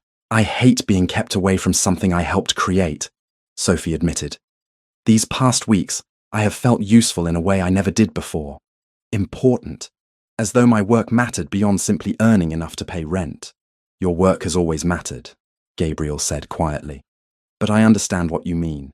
Having one's contributions recognized and valued changes how one sees oneself. They sat in comfortable silence for a while, the only sound the ticking of the mantel clock and the occasional pop from the fireplace. Finally, Sophie spoke again. When this is over, when Kemmer is arrested and the danger has passed, what happens then? Gabriel set down his wineglass carefully. That depends on several factors. What you wish to happen. What I hope will happen. Whether those two align. And what do you hope will happen? Sophie asked, her voice barely above a whisper. I hope you will agree to remain at Westmore, Gabriel said, meeting her eyes directly. Not as a temporary guest, but as a permanent resident. As my wife, if you will have me. He saw her breath catch, saw surprise and hope and uncertainty cross her features in rapid succession. Gabriel, I am a cartographer without fortune or social standing. You are a duke. The only disparity that concerns me is the one between my happiness before you arrived and my happiness now, Gabriel interrupted. You have shown me what partnership means, Sophie. Working beside someone whose mind matches yours, whose courage inspires you, whose presence makes every day more interesting than the last. I do not wish to return to solitude after knowing that. I do not wish to return to it either, Sophie admitted softly. These weeks at Westmore working with you have been the happiest of my life, but marriage is more than partnership. It requires trust, respect, shared purpose, and affection, Gabriel listed, all of which we have developed naturally. Love, I suspect, is already present as well, though perhaps neither of us has named it yet. Love, Sophie repeated, testing the word. Then, with more certainty, yes, I believe it is. Gabriel rose and moved to kneel beside her chair, taking her ink-stained hands in his. Then after this business with Kemor is concluded, when the danger has passed and you have had time to consider without the pressure of circumstance, I will ask you properly, with a ring and a formal proposal. But I wanted you to know now, before the operation begins, that you have become essential to my happiness. Whatever happens in the coming days, that truth remains. Sophie freed one hand to cup his cheek, her touch gentle. I suspect I will say yes, Gabriel Torreston. But you are right that we should wait until this is finished. I would like to accept your proposal without the shadow of Kemor hanging over us. They remained that way for a long moment, hands joined, eyes locked, the connection between them palpable. Then Gabriel rose and drew Sophie to her feet. Now you will sleep, he said. Tomorrow begins 3 very long days, and I need you rested and ready to manage the communication center we are establishing here at Westmore.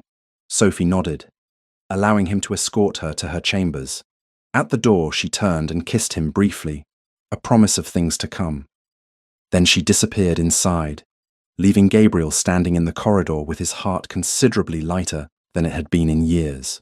On the 4th day, as planned, the forces moved into position. Crosby's soldiers travelled to Hastings in small groups, disguising themselves as merchants and travellers, to avoid alerting Kemor's watchers. Gabriel's men dispersed along the inland routes, concealing themselves in the woods and ruins that Sophie's maps had identified as offering optimal cover and sightlines. Westmore Manor became a communication hub. Riders would carry reports between positions, converging at the estate where Sophie, Timothy, and Mrs. Donnelly would coordinate information and relay instructions. It was not the active role Sophie had wanted, but Gabriel could see she took satisfaction in orchestrating the operation from this central location. 3 days of tense waiting followed. Each morning brought rider reports that positions remained secure, no unusual activity detected. Each evening brought the same. The waiting was harder than action would have been. Then, on the 6th night, word came from Hastings. A ship flying French colours had docked at sunset. Crates were being unloaded under guard, transferred to waiting wagons. Crosby's forces were in position. The operation would begin within the hour. At Westmore, Sophie tracked movements on her master map, marking positions as riders brought updates. The initial reports were positive. Crosby's soldiers intercepted the wagons as they left the port, arresting drivers and guards with minimal resistance. The cargo was secured, crates of French muskets and pistols exactly as the decoded letter had predicted. But Kemor himself was not among those arrested at the port. And within the hour, a rider brought concerning news. A small group, perhaps 6 men, had been spotted moving rapidly along one of the secondary routes, heading inland toward Kent, away from the main smuggling operation, away from the warehouse network. It is Kemor, Hugh said grimly, studying Sophie's map. He knew the port might be compromised. This is his escape route. Sophie traced the route with her finger, her mind working rapidly. They are heading toward this valley, where multiple paths converge. From there, they could reach the Sussex border and the tunnel system within 3 hours. If they make it underground, we will never find them. Which route will they take? Hugh asked. Sophie studied the map intently, considering terrain, distance, and what she knew of how Kemor's organization operated. Finally, she pointed to a narrow path that wound through forested hills. This one. It is longer but offers better cover. A man fleeing would choose concealment over speed. Hugh was already moving toward the door. I will ride to intercept. Not alone, Sophie said immediately. She turned to one of the waiting riders. Bring this map to His Grace. Tell him Kemor is escaping along the northern forest route, and that Mr. Mercer and I are moving to delay him until reinforcements arrive. Sophie, no, Timothy protested. You promised. I promised to remain at Westmore during the port operation, Sophie corrected, already pulling on her riding coat. That operation is concluded. Kemor is escaping, and I am the only one who knows these routes well enough to predict where he might go. I must do this, Timothy. She was out the door before her brother could argue further, Hugh at her side. They rode hard through the darkness, guided by Sophie's intimate knowledge of the terrain. The moon was bright enough to illuminate their path, though shadows made footing treacherous. "There," Sophie said after perhaps 30 minutes, pointing to a narrow defile between two hills. "They must come through there. It is the only route that makes sense." They dismounted, and Hugh quickly assessed the location. "We can create a blockade. Not enough to stop them, but enough to slow them. Give His Grace time to arrive with reinforcements." Working quickly, they dragged fallen logs and loose stones across the narrowest part of the passage, building an obstacle that would require time and effort to clear or circumvent. Sophie positioned their horses to block the path as well, maximizing the barrier. They had barely finished when the sound of approaching riders echoed through the defile. 6 mounted men appeared, moving at speed, their leader unmistakably Lord Kemmor, despite the darkness and his rough travelling clothes. "Stand aside," Kemmor commanded, pulling his horse to a halt before the barricade. His voice carried the fury of a man whose carefully constructed empire was collapsing. "Move now, and I will let you live." "I think not, Lord Kemmor," Hugh replied, his hand resting casually on the pistol at his belt. "You are under arrest for smuggling, conspiracy, and assault. You will surrender your weapons and wait here for the magistrate's men." Kemmor's laugh was ugly.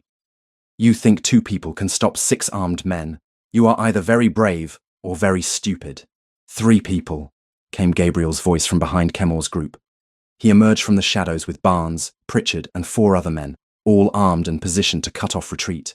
"You are surrounded, Kemmor. Your operation is destroyed, your men captured, your cargo seized. Surrender now, and perhaps the court will show mercy." For a moment, Kemmor seemed to consider his options. Then his hand moved toward his weapon. Hugh's pistol cleared leather first, the shot echoing through the defile, but deliberately aimed to wound rather than kill. Kemmor's horse reared, throwing him to the ground.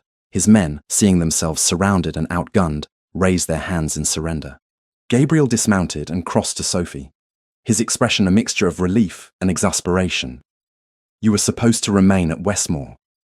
"I was supposed to coordinate," Sophie corrected. "Which I did. We created a barrier that delayed Kemmor until you arrived. Coordination does not always occur from behind a desk, Your Grace." Despite everything, Gabriel found himself smiling. "No, I suppose it does not." As Kemmor and his men were placed in custody, Gabriel turned to Sophie. "You do realize that once we are married, I will spend the rest of our lives worrying about what dangerous situation you have ridden off to investigate. And you do realize that I will spend the rest of ours ensuring you remember that courage and caution are not mutually exclusive." Sophie replied. Hugh, overhearing this exchange, allowed himself a rare grin. "Miss Sophie, I believe His Grace has met his match." Yes," Gabriel agreed, looking at Sophie with undisguised affection and admiration. "I rather believe he has." Dawn broke over the hills of Kent with unusual brilliance, as though nature itself celebrated the victory won during the night. By the time the sun fully rose, Magistrate Crosby had arrived at the site where Kemmor and his men were being held under guard, transforming what had been a tense standoff into an orderly transfer of prisoners into Crown custody. Gabriel stood with Sophie, watching as Kemmor was loaded into a reinforced carriage that would transport him to London for trial. The man who had conducted a criminal empire with such confidence now appeared diminished, his expensive clothing muddied and torn, his expression one of disbelief that his carefully constructed world had collapsed in a single night. 15 men in total, Crosby reported, consulting a list one of his sergeants had prepared. Lord Kemmor, his chief lieutenant, and 13 others involved in various aspects of the operation. The port seizure netted another 20 workers and guards. We estimate we have captured 90% of the organization. What of the remaining 10%? Gabriel asked. Minor figures who will either turn themselves in once word spreads or flee the region entirely, Crosby replied. Either outcome serves justice adequately. The leadership is destroyed, and that is what matters. The cargo seized at Hastings proved to be exactly what Sophie's decoded letter had predicted. Crates containing 200 French-manufactured muskets, 50 pistols, ammunition, and a separate collection of forged identity papers and travel documents. The weapons alone represented a significant threat, potentially arming criminal enterprises or even seditious elements throughout England. The documents were perhaps more dangerous still, enabling wanted men to establish false identities and evade justice. This operation has been running for at least 5 years, Crosby explained as they reviewed the evidence later that morning at Westmore. Lord Kenmore's account books, which we found at his estate, detail transactions dating back to 1820, and the investigation has already revealed 3 other men of standing who were involved in facilitating the smuggling. A magistrate in Sussex who overlooked customs irregularities, a banker in London who laundered the proceeds, a shipping agent in Portsmouth who falsified cargo manifests. All arrested? Gabriel asked. All in custody as of 2 hours ago, Crosby confirmed with satisfaction. When a criminal enterprise of this scale collapses, it collapses completely. Associates scramble to save themselves by providing evidence against others.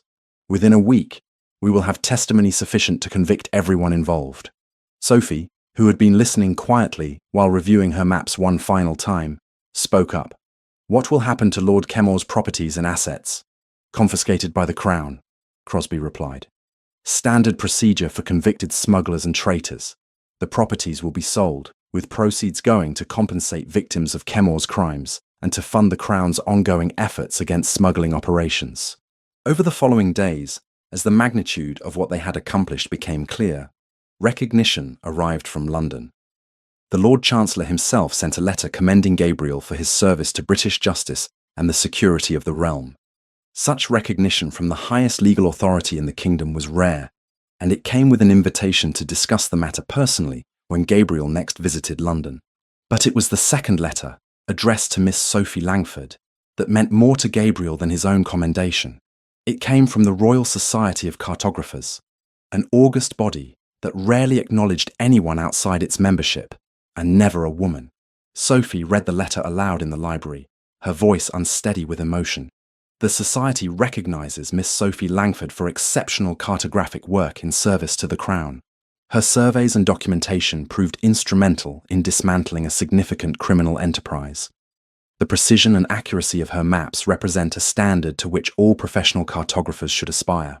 While current regulations prevent the Society from offering Miss Langford full membership, we extend honorary recognition of her expertise and contributions to the field. Honorary recognition, Timothy repeated, grinning broadly. Sophie, do you understand what this means? You are officially acknowledged as one of the finest cartographers in England. It means I can sign my real name on my work, Sophie said softly. No more hiding behind ambiguous initials. No more pretending to be someone I am not. Gabriel felt profound satisfaction at seeing her honoured properly. It is no more than you deserve.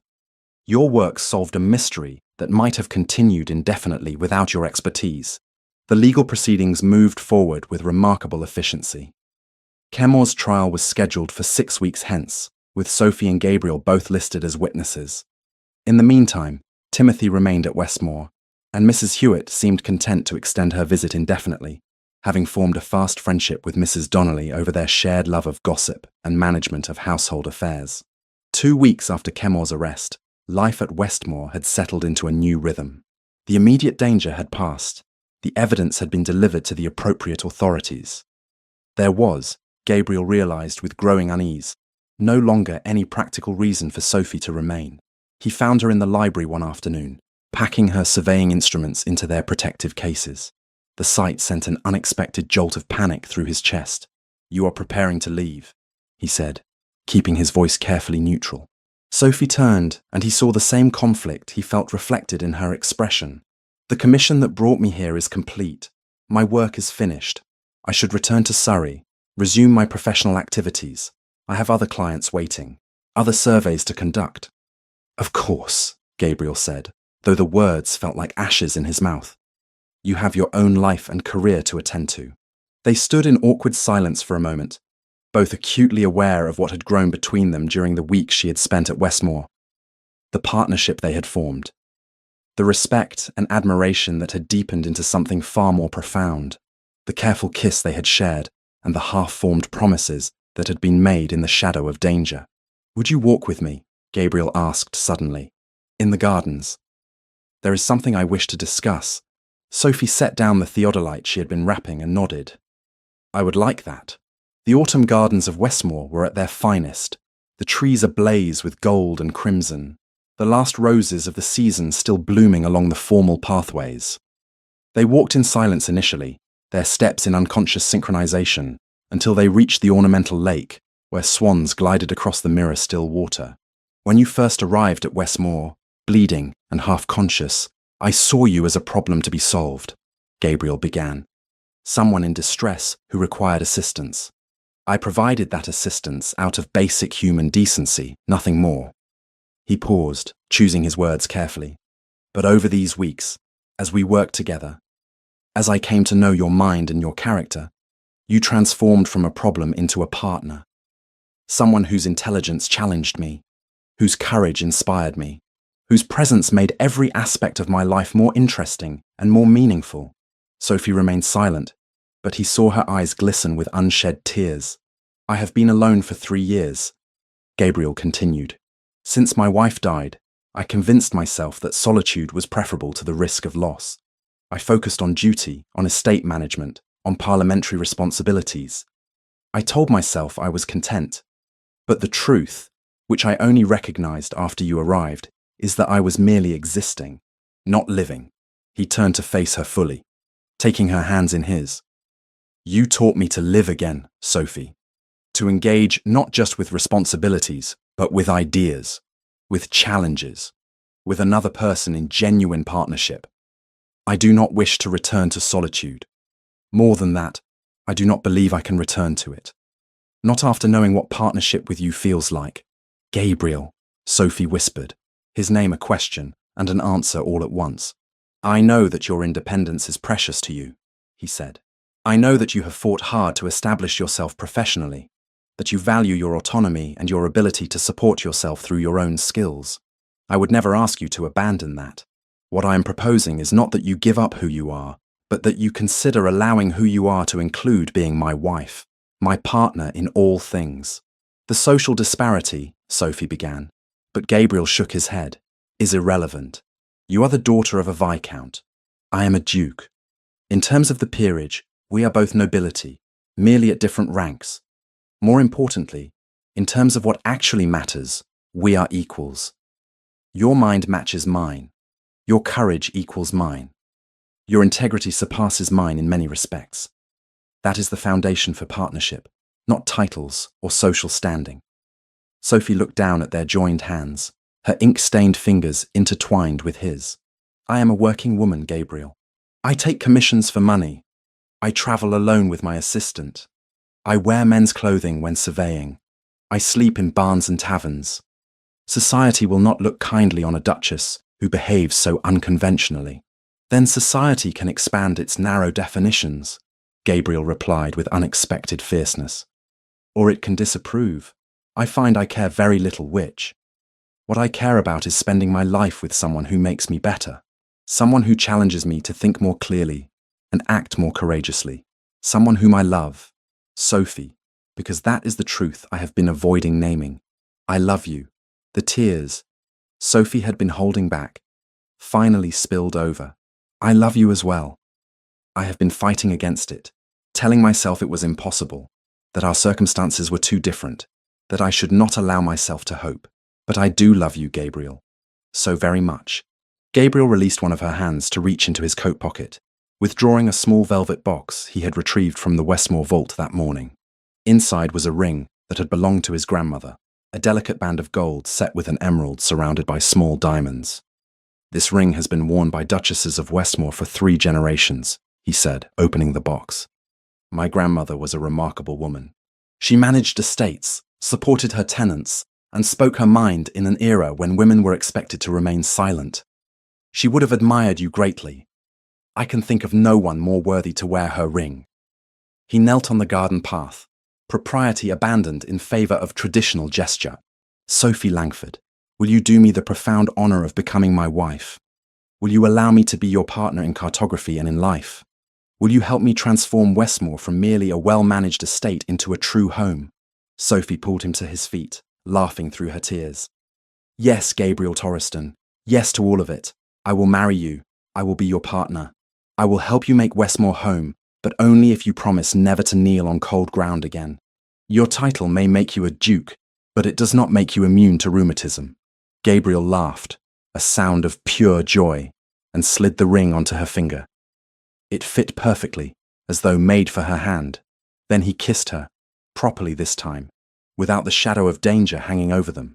A kiss of promise and partnership and love that had been earned through shared trials and mutual respect. When they finally separated, both somewhat breathless, Sophie held up her hand to admire the ring. "It is beautiful, but you know people will talk. The Duke of Westmore marrying a cartographer who was recently attacked while surveying his lands. It has the makings of quite a scandal."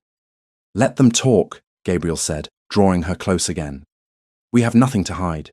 We met through professional circumstances, formed a partnership that became something deeper, and chose to build a life together. If that scandalizes society, society needs better things to occupy its attention." They remained in the gardens as the afternoon light shifted toward evening, making plans for the future. The wedding would be at Westmore, with family and close friends in attendance. Sophie would maintain her cartography practice, using Westmore as a base for her professional work.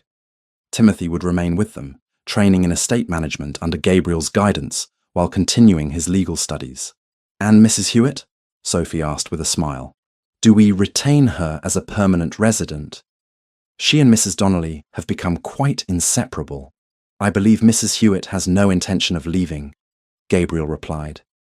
"And I find I am pleased by that. A home should have people in it who make it lively." That evening, they announced their engagement to the household and to Timothy, who had suspected but tactfully said nothing until confirmation arrived. Mrs. Donnelly wept with joy. Hugh shook Gabriel's hand and told Sophie she was getting a good man who had his father's honour. Mrs. Hewitt declared it the most romantic thing she had witnessed in 70 years and immediately began planning what advice she would offer for the wedding. Within days, word spread through the local society.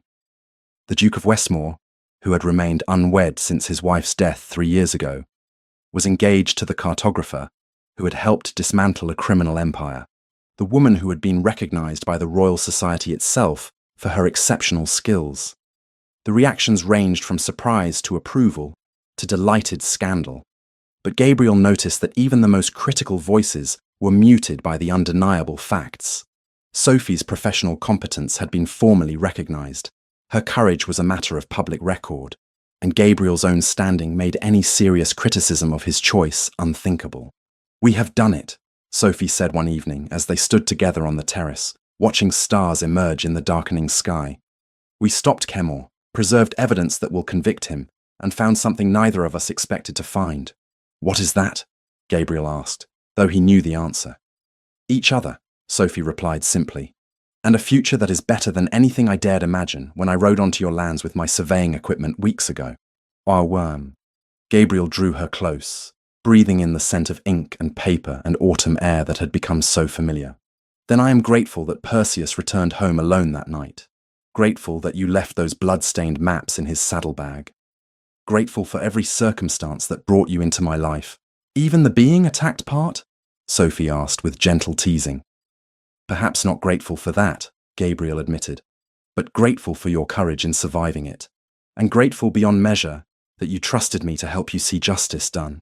They stood together as night fell completely, two people who had found partnership in unexpected circumstances and chosen to build something lasting from it. Tomorrow would bring new challenges, new surveys to complete, new aspects of their life together to navigate. But tonight, they had each other, and for both of them, that was more than enough. Westmore Chapel had never looked more alive. Sunlight spilled through its narrow arched windows, catching motes of dust and turning them into drifting flecks of gold that danced above polished pews and fresh autumn flowers. The air held a faint scent of beeswax and roses from the garlands twined along the simple stone columns. Outside, bells rang a clear, steady peal that seemed to hum in Sophie's bones as she stood just beyond the threshold, her hand resting lightly on Timothy's arm. "You can still bolt," her brother murmured, keeping his voice low enough that only she could hear. "I will create a diversion. Collapse dramatically, perhaps." Sophie huffed a soft laugh in spite of the tightness in her chest. You would not make it 3 steps before Mrs. Hewitt diagnosed you as malingering. True, Timothy conceded. You do realize you are about to walk down that aisle and marry a duke. I realize I am about to walk down that aisle and marry Gabriel, she corrected. The ducal part feels secondary. The doors opened. The murmur in the chapel stilled, sound drawing inward and coiling around the soft rustle of her skirts as she stepped inside. For a heartbeat, everything seemed blurred at the edges, faces, flowers, the pale shimmer of her own gown. Then her gaze found Gabriel at the far end of the aisle, and the world sharpened into sudden crystal clarity. He stood before the modest altar, tall and straight in formal dark coat and immaculate cravat, hair tamed more thoroughly than she had ever seen it. Blue eyes fixed on her with an intensity that turned her knees unexpectedly weak. The carefully contained Duke was nowhere to be seen. What looked back at her was simply the man who had found her bleeding in a ruined barn and decided, without hesitation, that her life was now his concern. "Ready," Timothy whispered. "Yes," she answered, and was surprised to discover that she meant it entirely. They moved forward together, step by measured step along the stone aisle. Sophie was dimly aware of those present. Mrs. Donnelly, already dabbing at her eyes with the corner of her apron despite her best attempt at maidly restraint. Mrs. Hewitt erect and alert in the second pew, small hands folded like a commander inspecting a successful campaign. Hugh Mercer near the front, shoulders squared, expression fierce with something that looked suspiciously like pride. Yet each time her focus slipped outward, it snapped back to Gabriel. He did not look away, not even to greet the magistrate seated to one side or the neighbouring landowners who had come more out of respect for him than curiosity over her. As she drew closer, she could see the minute movements of his hands, the faint tightening and relaxing that betrayed nerves he would never have admitted aloud. At the front, Timothy placed her hand in Gabriel's with a quiet, "Try not to ruin her maps," that made Gabriel's mouth curve for an instant. "I will do my best," he replied. Then Timothy stepped back, and the vicar began to speak. The words of the service were familiar, phrases Sophie had heard at other weddings in other churches when she had stood at the fringes, an onlooker rather than participant, yet spoken now, with her hand anchored in Gabriel's and his gaze steady on hers. The old vows seemed to take on new weight. "I, Gabriel James Torriston, take thee, Sophie Langford, to be my wedded wife," he said, voice low but carrying, "to share my home, my work, and my life, to honour your mind as much as your heart, to stand beside you in danger and in quiet days alike, to trust you and to be worthy of your trust." It was more than the traditional formula, and Sophie saw the vicar's brows lift slightly in mild surprise. But no correction came.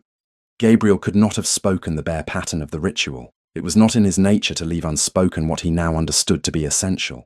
When her turn came, Sophie drew a careful breath, felt the roughened warmth of his fingers wrapped around hers, and spoke into that steady blue gaze.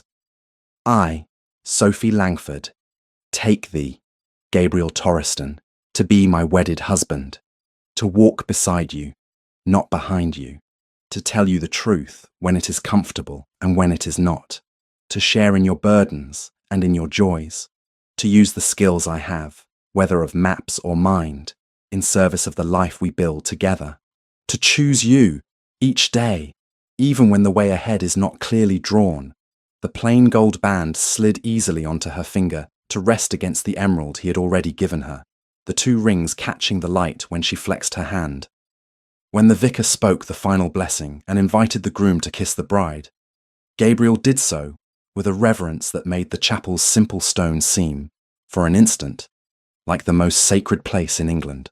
The hall at Westmore, later that morning, held less solemnity and considerably more noise. Sophie stood near the great fireplace for what felt like hours as a stream of well-wishers approached. Some were neighbours who had known Gabriel for years. Others were tenants who had heard of the Duke's upcoming marriage and had insisted on offering personal congratulations. A few were distant relations Sophie had never met before, all of whom seemed eager to claim her as cousin, niece, or something equally improbable now that she held a ducal title. "You will be insufferable now," Timothy said cheerfully when his turn came again. this time without the weight of escorting her down an aisle. "I was insufferable before," Sophie retorted. "Ask any magistrate who received an unsolicited map correcting his jurisdictional boundaries." Timothy grinned. "True, but now they must listen." Hugh's congratulations came next, expressed more through the firm warmth of his handshake than through the few words he offered. "You have chosen well, Your Grace," he said to Gabriel. Then to Sophie, "And so have you." "I know," she said simply, meeting his gaze with all the gratitude she could not quite voice. "As do we all," Mrs. Hewitt declared, inserting herself neatly into the conversation. "Now, if no one objects, I will be in charge of ensuring no one drinks enough to fall into the ornamental lake. I do not trust that young Mr. Barnes after the third glass of punch. Under your command, Mrs. Hewitt. Even the lake will behave," Gabriel said gravely, earning a satisfied sniff from the older woman as she bustled away. Later, when the meal had been eaten and the toasts given, Timothy's unexpectedly eloquent, Hugh's short and heartfelt, the magistrates filled with dry humour about how he hoped never again to require the services of the Duchess's maps in such a capacity, Gabriel managed at last to draw Sophie out onto the terrace. The air beyond the doors was cool and startlingly quiet after the warmth and clamour of the hall. The gardens stretched away in orderly lines of hedges and late-blooming roses, the lake catching the pale blue of the sky and holding it like polished glass. For a moment, Sophie simply breathed. "Tired?" Gabriel asked, coming to stand beside her, his hand sliding naturally to rest at the small of her back. "Yes," she admitted.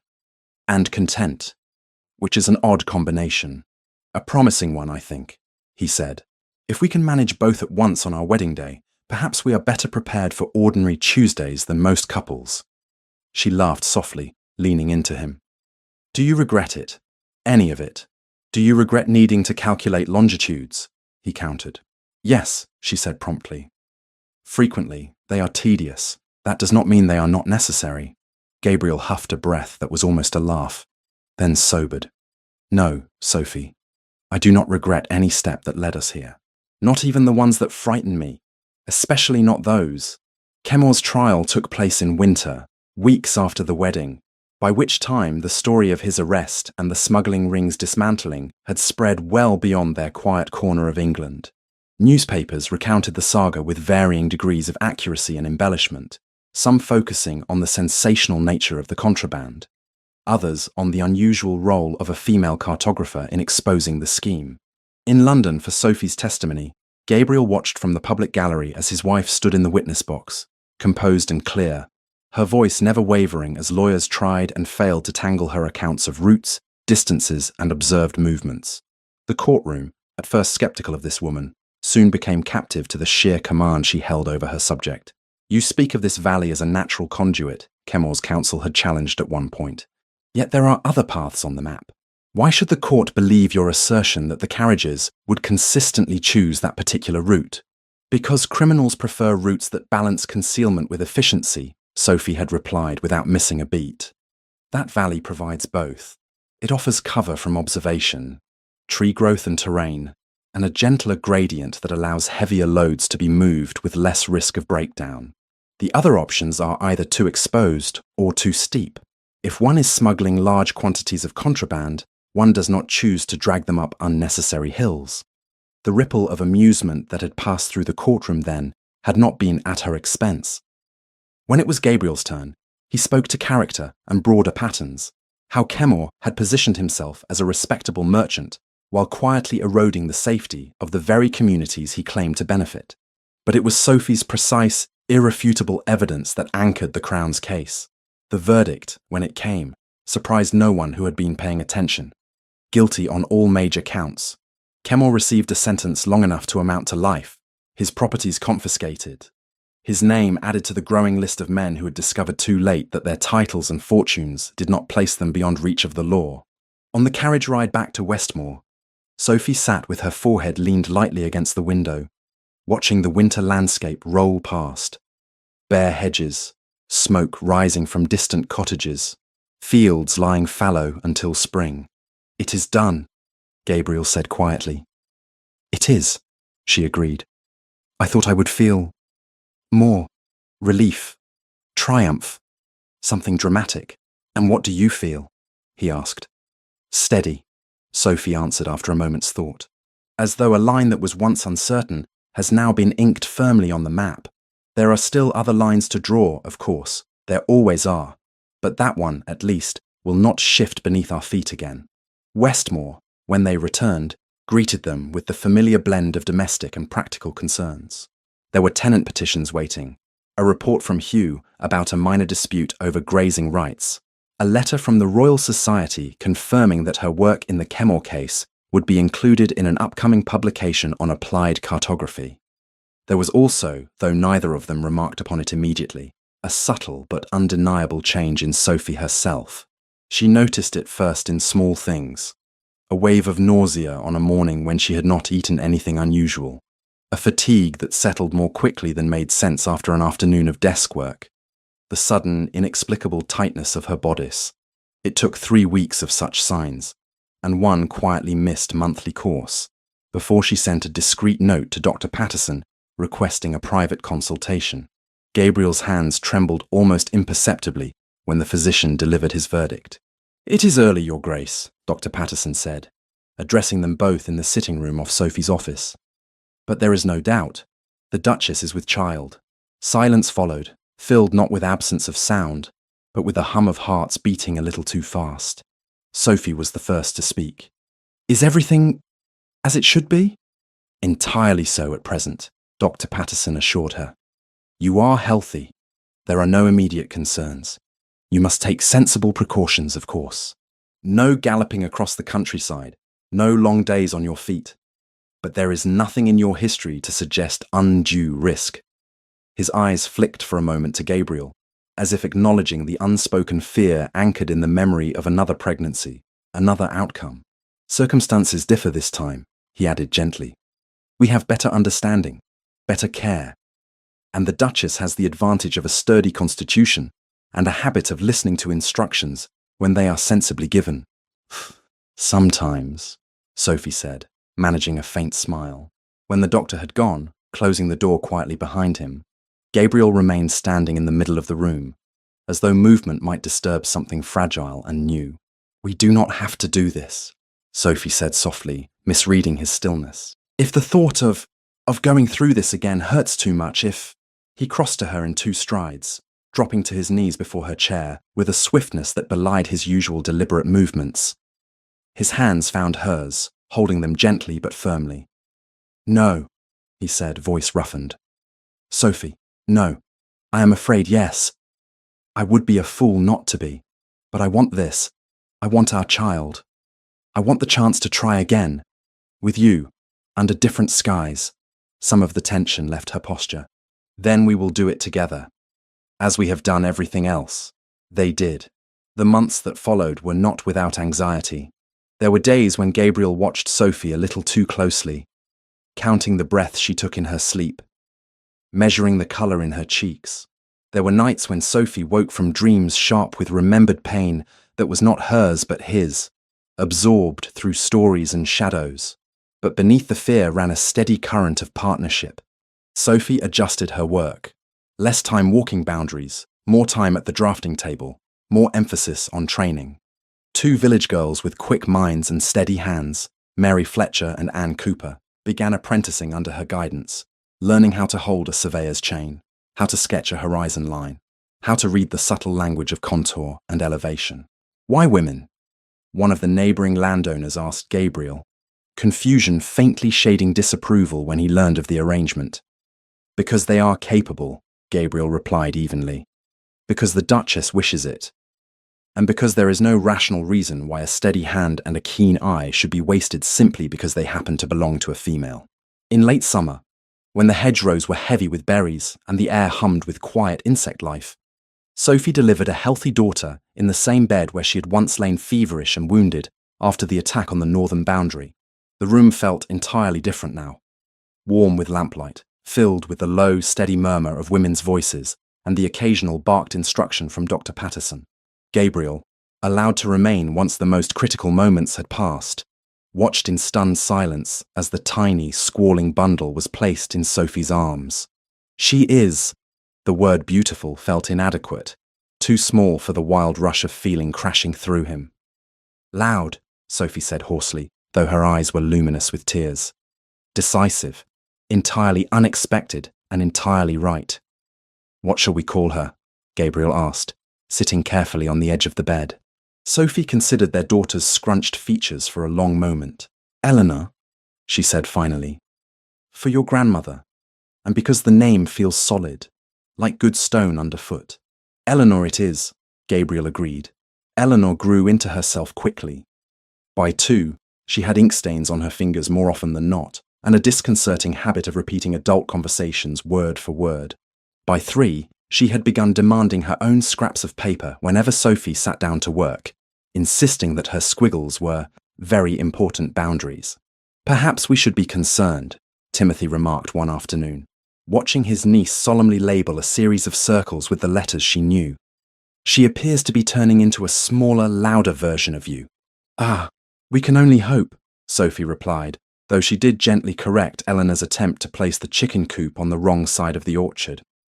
Westmore itself changed in ways both subtle and profound under Sophie and Gabriel's joint stewardship. The estate's accounts grew healthier as Gabriel implemented modest but effective reforms, diversifying crops, investing in improved drainage for low-lying fields, supporting local craftsmen whose work, in turn, supported the estate. Cartographic projects became part of this broader plan rather than a separate, solitary endeavour. Sophie's detailed surveys of soil quality and watercourses guided planting decisions.